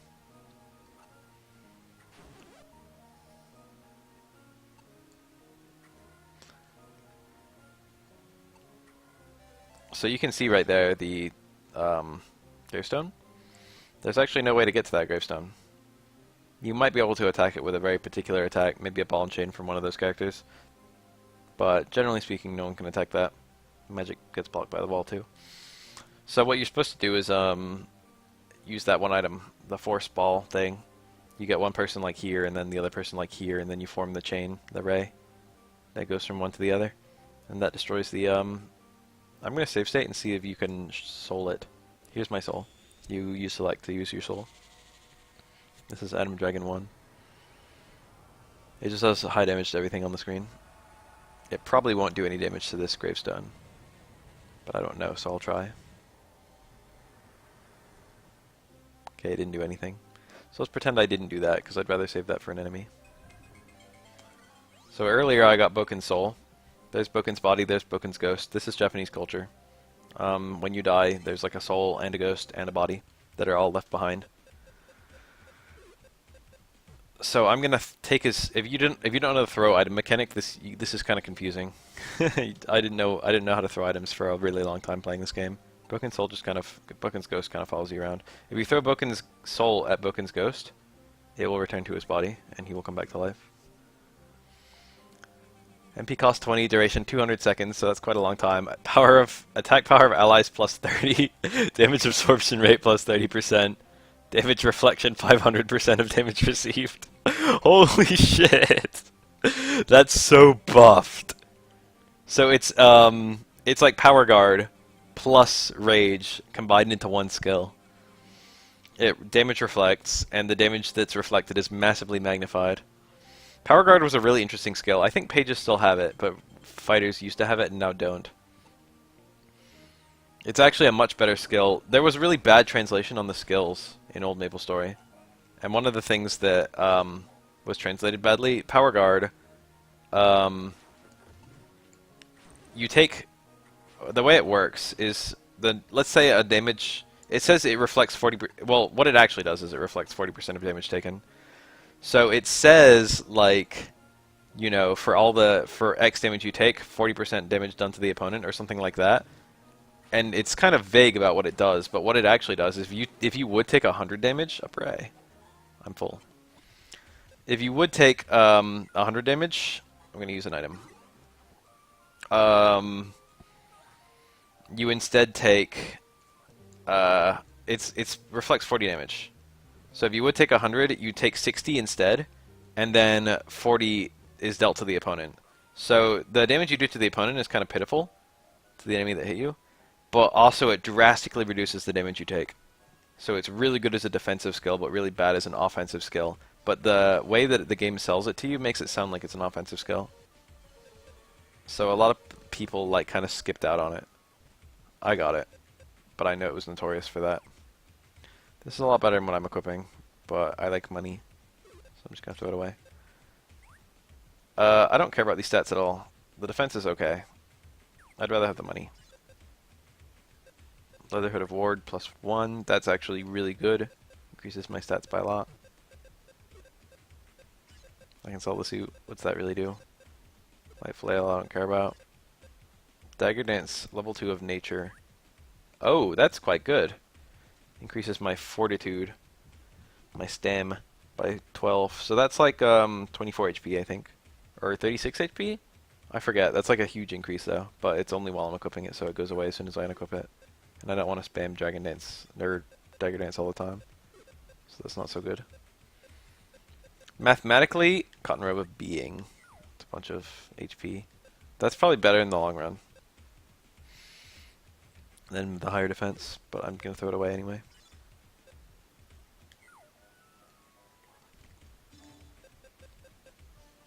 Cotton Robe of Myth, +3. Raise immunity to effects. Worth a ton of money. Probably don't care about it. I got the money. What was I saying? Bad translations ruined a lot of skill descriptions. Like Threaten, actually. Threaten was a skill that it said it lowered enemy attack by 20 and enemy defense by 20. But what it actually did was it lowered enemy attack by 20% and enemy defense by 20%. So okay, so it does stack with other buffs. So nice. Rage got utterly... The power creep in MapleStory is really bonkers. Things have changed a lot. This guy's the China dress guy.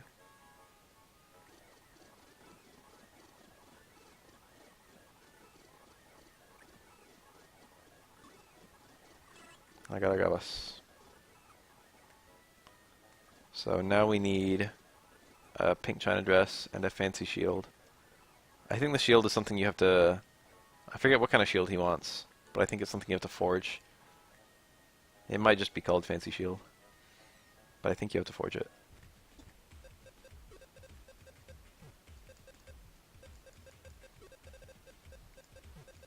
I've got quite a lot of money now.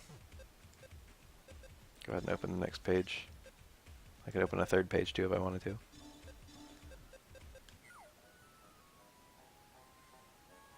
Threaten was kind of good, but it was a waste of MP to use on regular mobs. I'm like an expert on what page used to be a shitty class. Threaten was a waste of MP to use on regular mobs, and it did Kong Gloves. It didn't work on bosses. Now it works on bosses, and also they've buffed it a shit ton. It's actually, like, I wish I could just have a stream of me reading old MapleStory skills and then me reading new MapleStory skills, because it's so funny. Like, just how completely insane they've, like, buffed everything. It's like you're not playing the same game anymore. I kind of want to play that Mage some more now that I'm talking about it.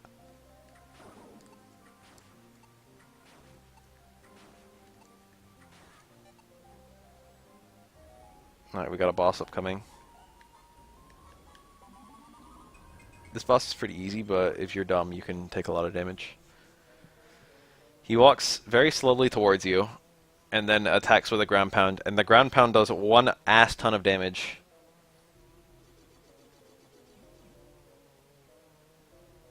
So you have to never ever get hit by it, but it's easy to get hit by it trying to bait him to attack.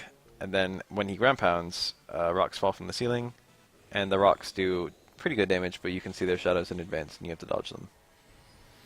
Using Atom Dragon on this guy, let's see the damage.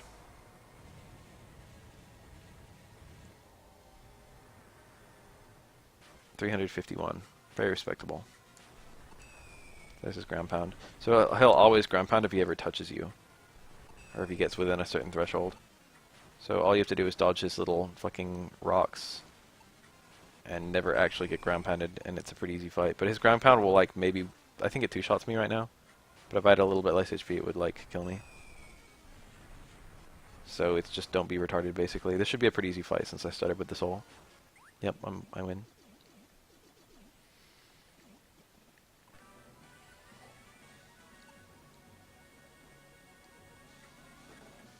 Another protect ring.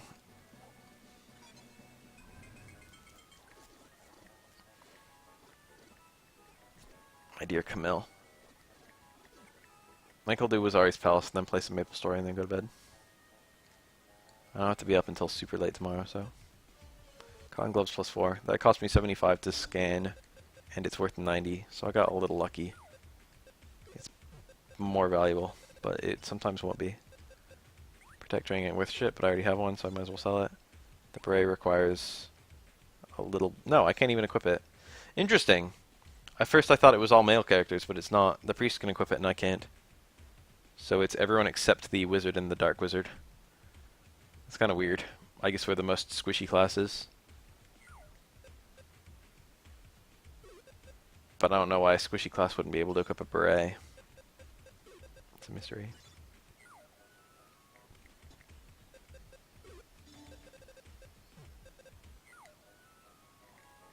Nothing like having 4 grenades clog my inventory.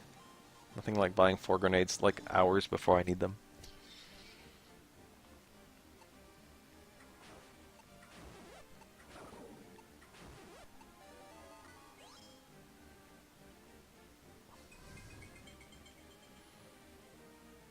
The absolute funniest skill for me, for the way they changed it from like the past into now, is Power Strike. Or rather Slash Blast. Power Strike has been killed. Power Strike no longer exists. Small orb. Slash Blast used to hit multiple enemies, and it would cost MP and HP to use. And the little sprite, not sprite, well yeah, like little icon for Slash Blast had a meter of like HP and a meter of MP for the cast, for the icon, and it showed them both going down. So it's like you get an attack that hits multiple enemies, but you lose HP and MP to use it. And it was like 130 at highest level. It was like 130 base power, so like 130%. So like barely stronger than your regular swing, but it hit multiple enemies, so it was still kind of good. And by kind of good, I mean the main attacking skill for warriors forever.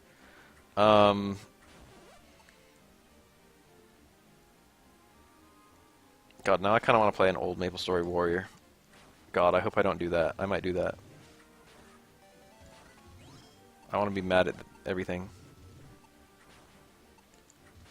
Oh, I'm getting spellcast. Good thing I have resistance to this. I'm running out of HP. If only I had a drain spell. A drain level 2, if you will. What was I saying? And then there was another skill called Power Strike that gave you, I think, 260% attack power, so like 2.5 attacks worth of damage in one blow, which was pretty strong. But it would only hit one enemy, and it only cost MP. No HP cost. But now there's a skill called Slash Blast, but it does like 300 some. It's a first job warrior skill. It still has the same little skill icon, but it now no longer costs HP to cast, but it still has the icon of it draining your HP, amusingly. And it's stronger than old Power Strike, but costs less MP than old Power Strike or Slash Blast. And it still hits multiple enemies, and it has way more range than old Slash Blast. It's just got buffed to shit, basically. The main difference between Warriors then and Warriors now is movement, though. Warriors now have a skill called like Warrior Jump or something like that, which lets you move really fast. They decided that movement in Old Maple Story was really shit, and that was like a big problem for a lot of characters, because there was mages with teleport, and then there was, they only got that in second job, and then there was like, assassins with flash jump, and that was like those were the only 2 movement skills in the game. And the 2 characters who had them spammed them. So they were obviously good. And now everyone has a movement skill, and the characters who require hitting enemies up close, for example, have much better movement skills to compensate for the fact that they have to hit enemies up close. Which, as you can imagine, is a lot more fair. Gotta cap that meditate, baby. Need MP that recovers fast. Old Maple Story is such a Kusoga. I love complaining about it. It's actually one of my favorite things. I wish I could have a career complaining about Old Maple Story.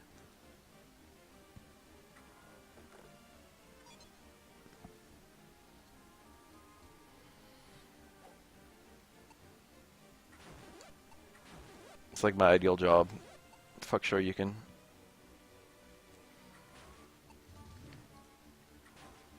You ever want something for a really long time and then you finally get it and then you don't even know what to do? That's like me with Shoryuken.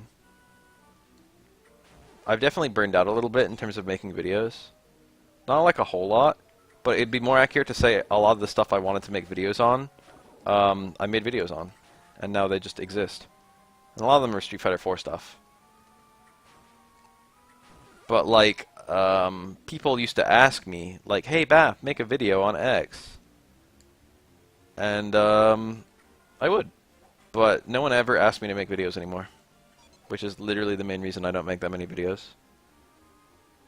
I don't get that many comments that are like, hey, can you talk about blank? There aren't that many people left with questions. A lot of the questions I answered, you know? There aren't that many people who are like, what's landing frames? God damn it, why are there 3 of them? I was scratching my nose. What are some questions people ask? How do I beat Keef? No one asks matchup questions, but I don't know how I'd even answer matchup questions. I'm actually really good at that compared to most people, but I'm not really good at that compared to most fucking Diamond Warriors. If you get to high level in hey, can you talk about blank? Oh, this is the place where I need the key.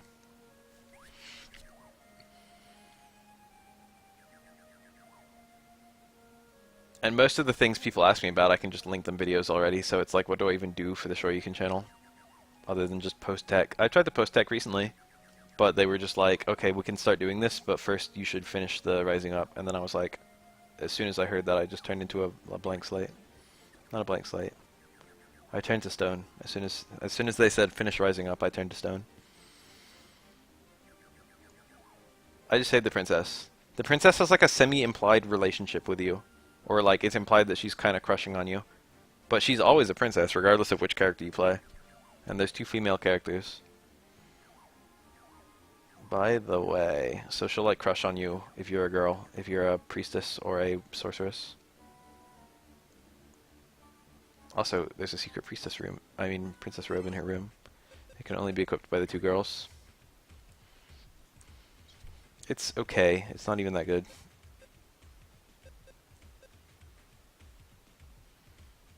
SRK Forums has been in a bad spot for a while. Int +5. That's better than my ring. Oh, it's a glove. The small orb is a glove? How weird. Only equipable by the 3 mages. SRK Forums were on borrowed time for a fuck long time. I used to browse there a lot. I would like look for questions that people tended to ask. And of course, people wouldn't be posing them to me there, but I would still answer. I would still like use it for ideas for like what to make videos on. But now I've covered pretty much every common thing that you like would wonder about in Street Fighter. And people don't really post on SRK forums anymore. It's like kind of a sorry state of affairs. Shoryuken used to be a really big site, and it's still really big, but you know. I think the solution for Shoryuken would be to use some money to start funding their own little tournament. SRK could have like an EVO of its own. EVO is already basically SRK's. Mr. Wizard. I still read Shoryuken articles anyway. I still read Event Hub's articles too. There's a secret here. I remember it. It's this. The secrets in this game are pretty fun to find.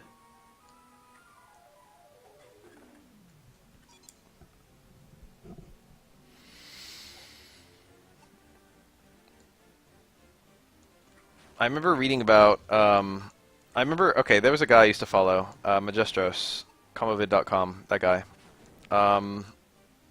He made combo videos and stuff, and I used to really like him. I admired him. He's the guy who got me making videos. I like had like one 10-minute conversation with him, but I watched a bunch of his stuff, and he was like, hey, like, why don't you just make a video? And I was like, okay. and then I did it, and then like it was easy, and then I started making a bunch of videos. But he basically got me into it. I remember he did like a long like diatribe. What is a diatribe? Did I just use that correctly or radically incorrectly? He went on a long fucking rant about how Event Hubs was ruining everything for him. How he like wanted to make money with his site, but like Event Hubs would just host the same content and then get like a billion more clicks and stuff like that.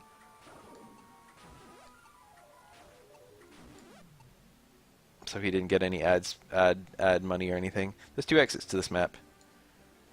You actually get 2 different rooms. Wow, I think I did use it right. He did go into a diatribe.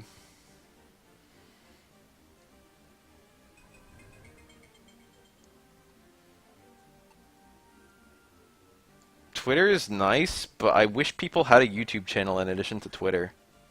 I should use Twitter for posting tech more, and other people should use YouTube for posting tech more. It should go on both. If you find some tech, you should put it on YouTube and Twitter. Both routes meet in this room, by the way. There's 2 very slightly different rooms here. One the camera only moves to the left, and the other camera only moves to the right. Anyway, I have nothing bad to say about Event Hubs because Event Hubs got me famous.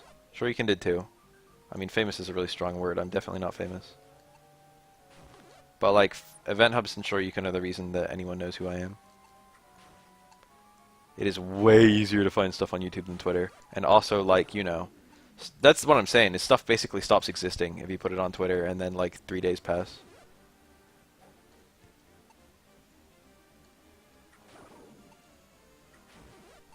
I get decent money from YouTube.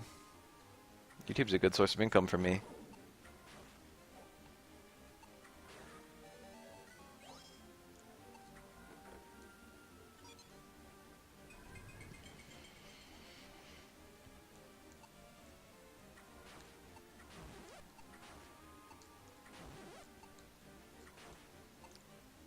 I don't even do like the sponsored content or anything. I just do the Google AdSense. Another Mithril. I remember how much of a big deal I made it when I was like, I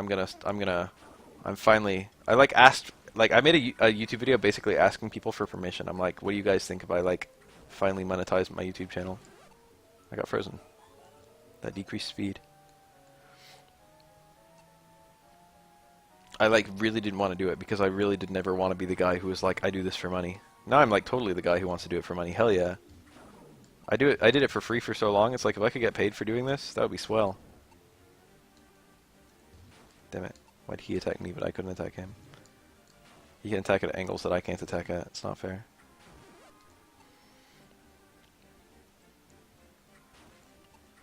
I've changed a lot. But like, no one has ever complained about me, like, ads before my videos or anything like that. They don't think about it. They don't think it's something that I do, even though it's something I do. They don't feel like it's something that I had a decision in. They're just like, oh, that's how YouTube works. There's an ad before the video. And even if they do, like, you know, see it and know it's me, it's just like, well, that's par for the course.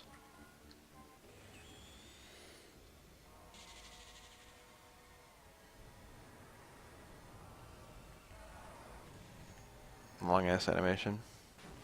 There's like 4 waves of those guys. Or not 4, but like, that one has a weird spell. It might still be fire actually. I don't like these guys. No, it's still fire.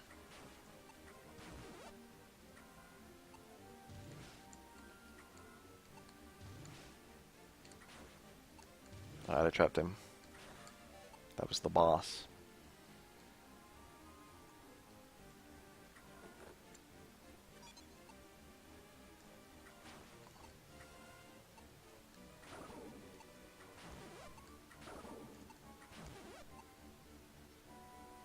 People who still have ads that they have to watch are just like, you know, they don't care about ads, or they're just in a platform where they tolerate the ads for the platform. And people who skip ads, and I don't care if anyone skips ads.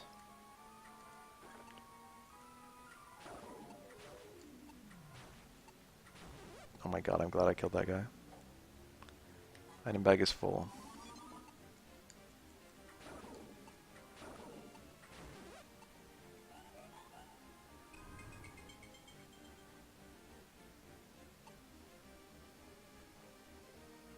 There's probably a subreddit for it.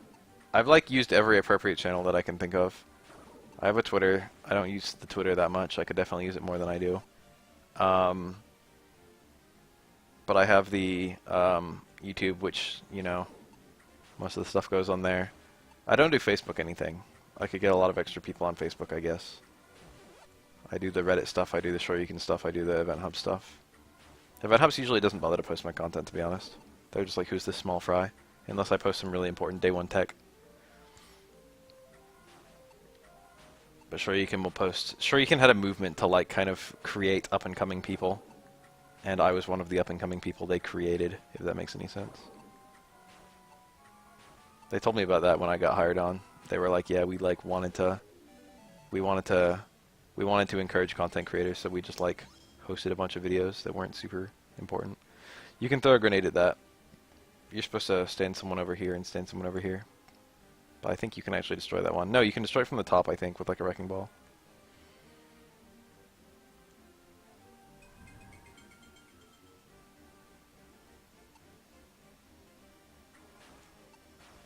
I've heard that on certain videos, or if you use YouTube enough or stuff like that, you can get 30-minute unskippable YouTube ads.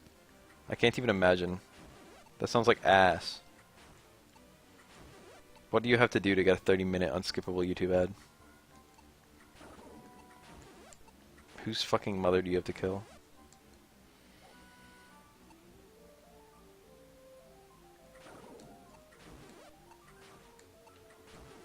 Sometimes I think about if I didn't do anything with YouTube at all, I'd make a lot less money. I'd probably be trying harder on the other parts of my life. I'd probably actually be back in law school if it wasn't for YouTube. I'd probably have moved out. The thing about YouTube is that it supplements my income so much that I don't need to, like, ditch my dead-end job. Like, I actually make a good amount of money between YouTube and my dead-end job. And my dead-end job doesn't give me that many hours. And driving a forklift is kind of fun, honestly. I enjoy it. The ice-type ghost. The electric-type ghost. This guy casts thunder spells on you. No, it's just fire. Who's the electric-type enemy? I mean, no matter how fucking oversaturated the law school job would be, it would almost definitely still be better than my... I could just move to a place where it's not oversaturated. I'm like a person who actually doesn't care where I live. That's a big weapon for me, if you know what I mean. Do I really need all three of these small orbs? I'm worried they're going to sell for a lot. I guess I'll just go back. I'll leave something here, something I want. A grenade.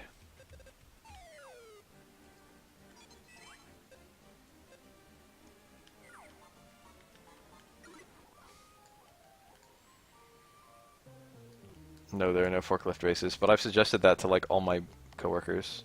I'm like, imagine if there were forklift races. Imagine if there was like a forklift like monster truck rally, but forklifts. They all like the idea because they're all like me. Dipshits.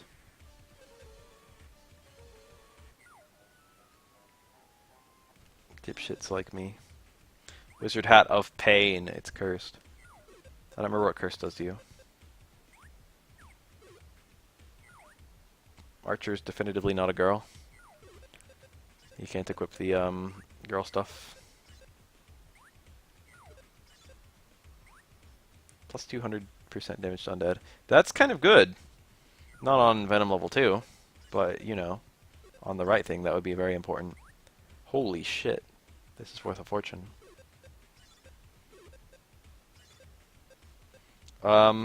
Twitch will eventually give me more money than YouTube does, I think. This is Shining Soul 2. But it's a much harder to make money off of Twitch than YouTube. You have to actually get partnered before you can make any money off of Twitch. And getting partnered is no easy deal. I only got partnered because underhanded dealings. I don't have the concurrent viewership to get partnered, I don't think. Ironically, as soon as I got partnered, I got like a bunch of subs immediately, and now I do better than a lot of partnered people on Twitch. Because although my fan base is small, it's dedicated. That sucks dick. I'd hate to have that. It's like time I got a spell that wasn't fucking Demon's Breath. I cannot confirm that it was G.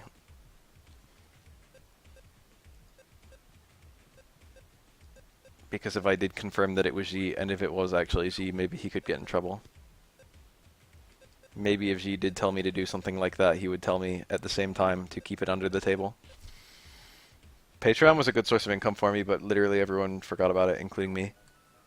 And now there's only a few people who have just like basically forgotten to remove me from their little list. Or maybe they just actually still care. I wouldn't support me on Patreon. I'd be a bad person to support. I'm never going to use these. I make content too irregularly.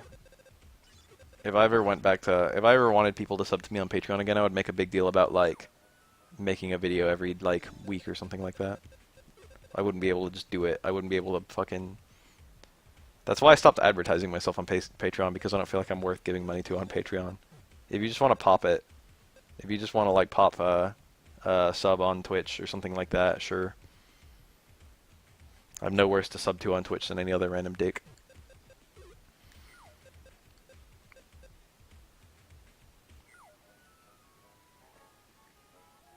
But Patreon is too... It's too regular. It's too committal. I don't deserve that kind of commitment. Got my nade.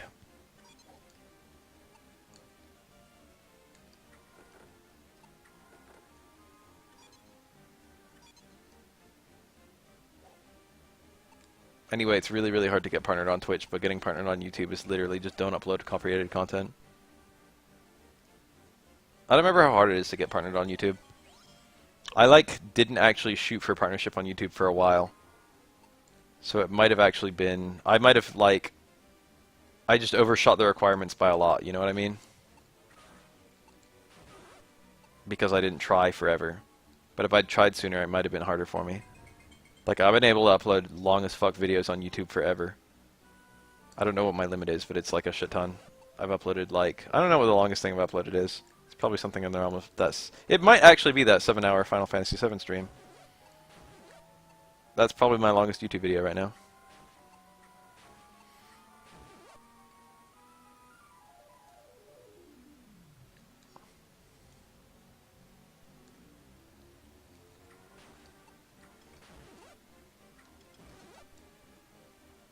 A 15-hour? Do I? Do I just have something of me doing something for 15 hours? Is it like a Halloween archive or something?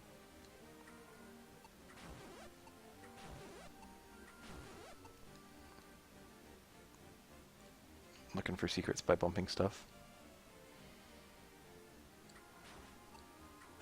That reminds me, I'm gonna do some Halloween stuff this year. IS Halloween Dark Souls stream.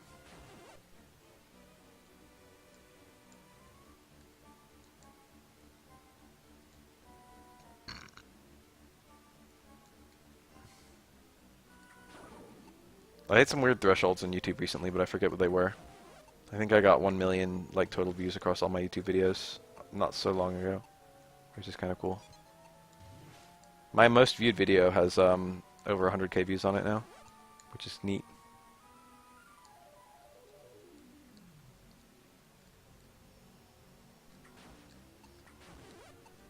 I like how my Final Fantasy XII stream is across like 20 billion 2-hour videos. And my Final Fantasy VII stream is across like 8 videos. Granted, the Final Fantasy VII stream actually took way less time. But you know. I never uploaded any Dragon's Dogma stuff, and a lot of people got mad at me about that because, like, you know, Dragon's Dogma was kind of fun to watch if you never played it. So I've been kind of vaguely thinking, this guy casts Electric and Wind. Wind follows you around, which is kind of annoying.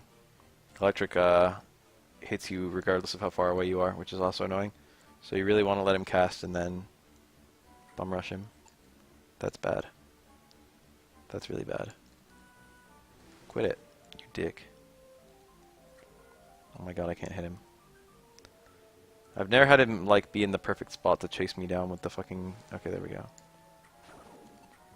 Oh, that did a lot. Damn it. He's chasing me too. Okay, that was good. That was the noise of me unlocking the boss room.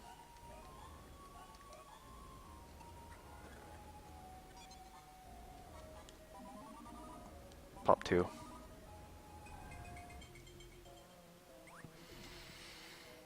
People tell me I'd be a good ASMR streamer a lot. I'm one of those people where ASMR works. I watch an ASMR video and I get the tingles.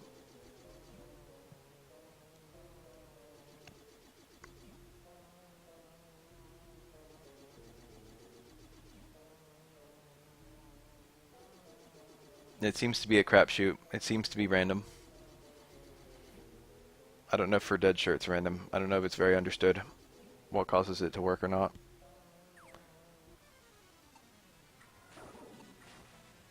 This boss fight's kind of cool. You can't hurt the two enemies or the boss.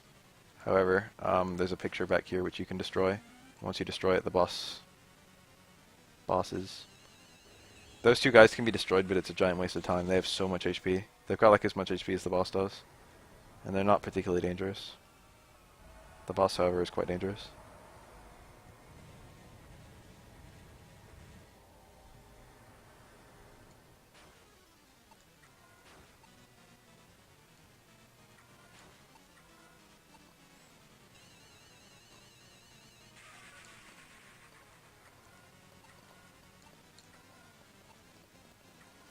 I'm not shooting so well. At all. I didn't get her once.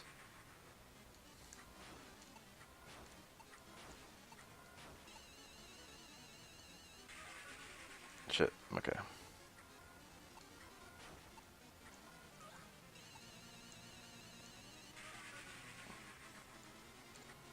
ASMR doesn't turn me on, but it wouldn't affect my ability to masturbate. I know this from experience. Oh fuck. Nice dodge.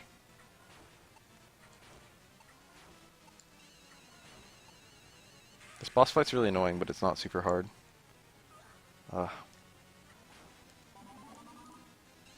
It's just easy to get caught up. All the attacks in and of themselves are very easy to dodge. It's just like if you're in a hurry, or if you get distracted by one attack enough to ignore another attack.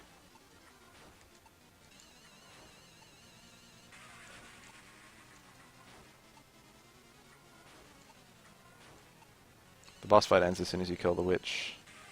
So there's no particular need to, oh no, kill the two little guards.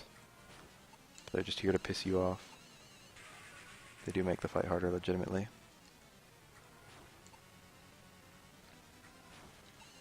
Did I mention they have a shit ton of health? Wow, I killed them both in the same attack.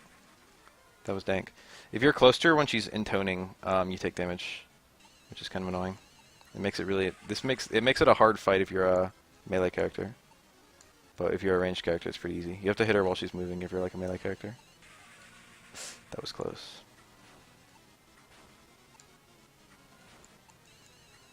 I'm in.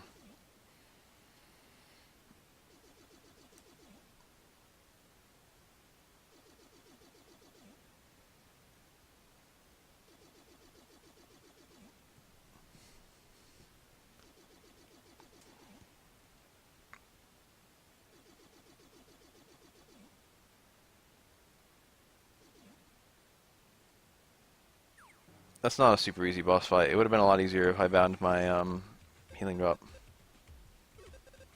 I literally ate it just to make room in my inventory. Venom level 3. I should get Drain. Drain helps me restore my HP. Oh, I've been skipping this text. The orb started shining super brightly. Could this be the work of the fairies? The hobbits have been stealing from the kitchens, and they live in the fairy spring, and the crystal got super light. This is going to be something really stupid. ASMR gets hella clicks. Autopsy of a zombie, glove sounds, light triggers, personal attention, and analysis medical.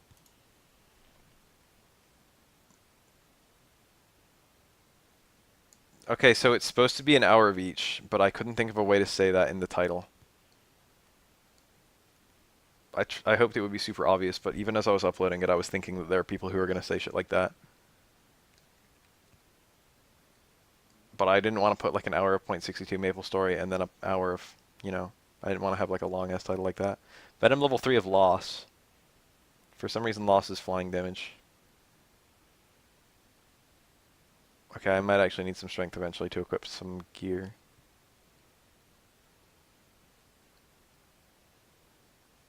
I don't need any evidence on how ridiculously popular those kinds of videos are.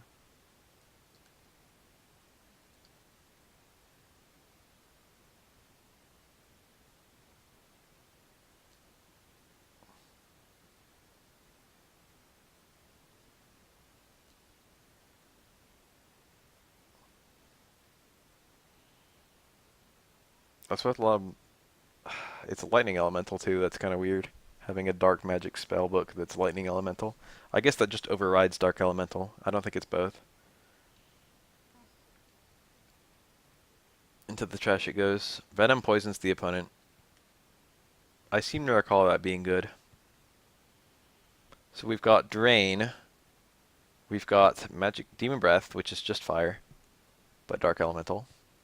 We've got Venom, which poisons enemies and does damage over time. We've got Dagger Dance, which surrounds me with swords. It's literally like it's Virgil Sword Super, I think. Then we've got Morph, which turns me into various things, I think. Then we've got Drain. I don't know, dude. I've always wondered about that. I'm guessing they upload the video, don't like fully upload it, they just put it up, and then they like sort out the copyright claims somehow. They like contest it and win for like fair use or some bullshit, I don't know. And then they make the video live, something like that. I don't know. I'm actually super curious about that. And then we got Darkness. Darkness is actually a very good spell. I've only been using Magic Breath, but Darkness is good too.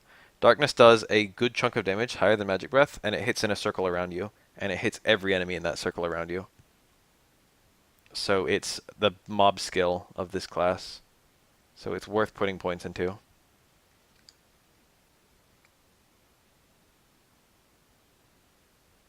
Drain is like a meme skill, I think. I think Darkness is actually good. I'm gonna like look online to see what they say.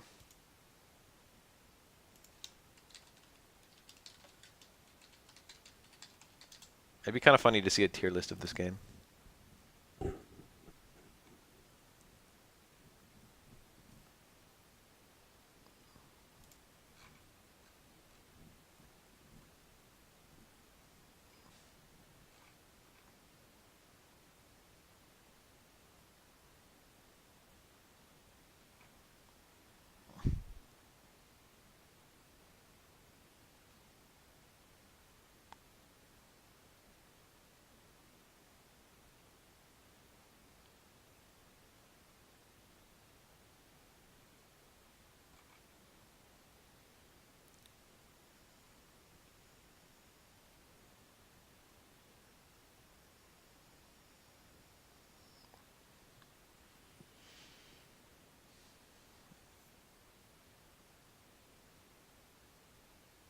Venom is 15% chance to poison at level 1, plus 10% for each additional level. Poison does small amounts of damage, slightly less than once per second. Damage of poison is not affected by int or charge level. Venom spell hits directly in front of you. Darkness allows you to... Single darkness will cause rings of darkness to appear at every enemy near you at the time, causing immense damage. The darkness or death is not immediate. Level 1 darkness attack will cost 10 SP with additional 5 per level.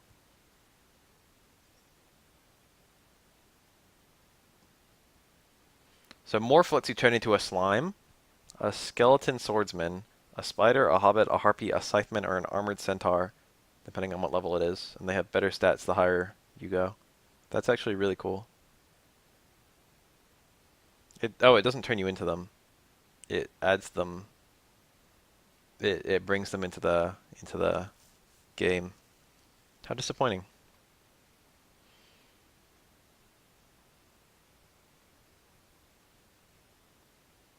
Okay, it's not a ring of daggers for Dagger Dance.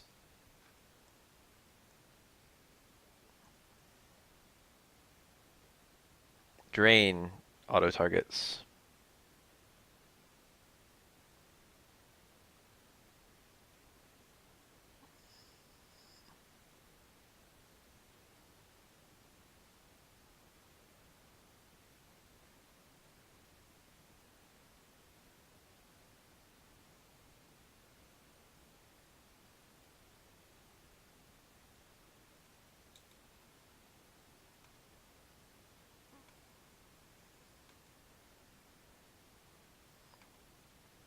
Let's see the... I can't find anything that suggests which ones are good. I'm just reading descriptions.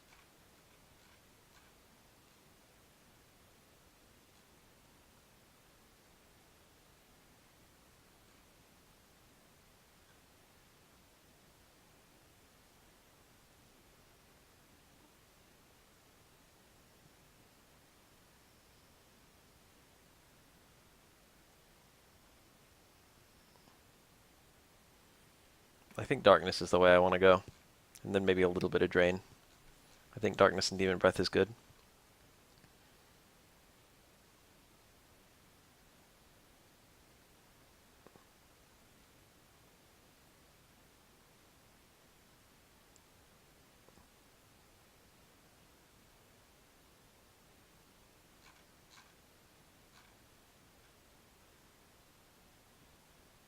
Demon Breath should be primary skill.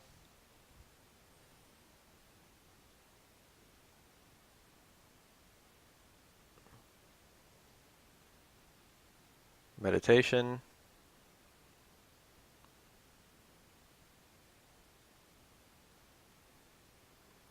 Darkness is a major SP haggler, get it later. Costs too much to use in early stages, same goes for Drain.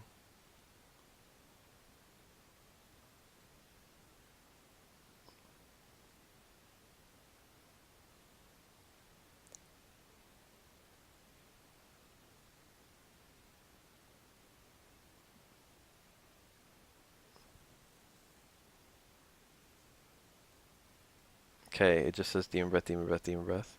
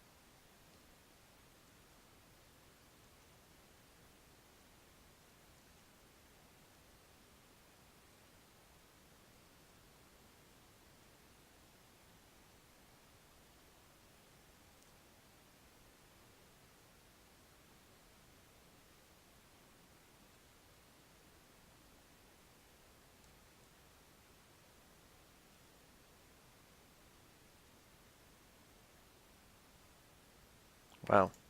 Alright, whatever. I'm not gonna buy a skill book yet. I'm gonna buy just Demon Breath level 3. I'm tired of just having Demon Breath level 1. And I guess I'll put some points into Demon Breath level 2.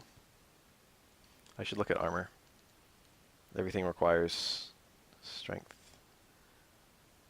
I don't really need new armor yet. Even if I got both of those, it wouldn't be that much better than what I'm equipping. I can really do this later.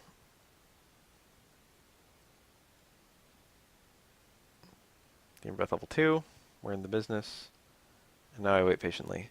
Because everything spells, I don't have to worry that much about, you know, trying to balance out like a bunch of different skills. Will this guy give me his item yet? He like says, like, oops, dropped my toy ring. You have to talk to him like 5 times. But you have to do it deep enough in the game.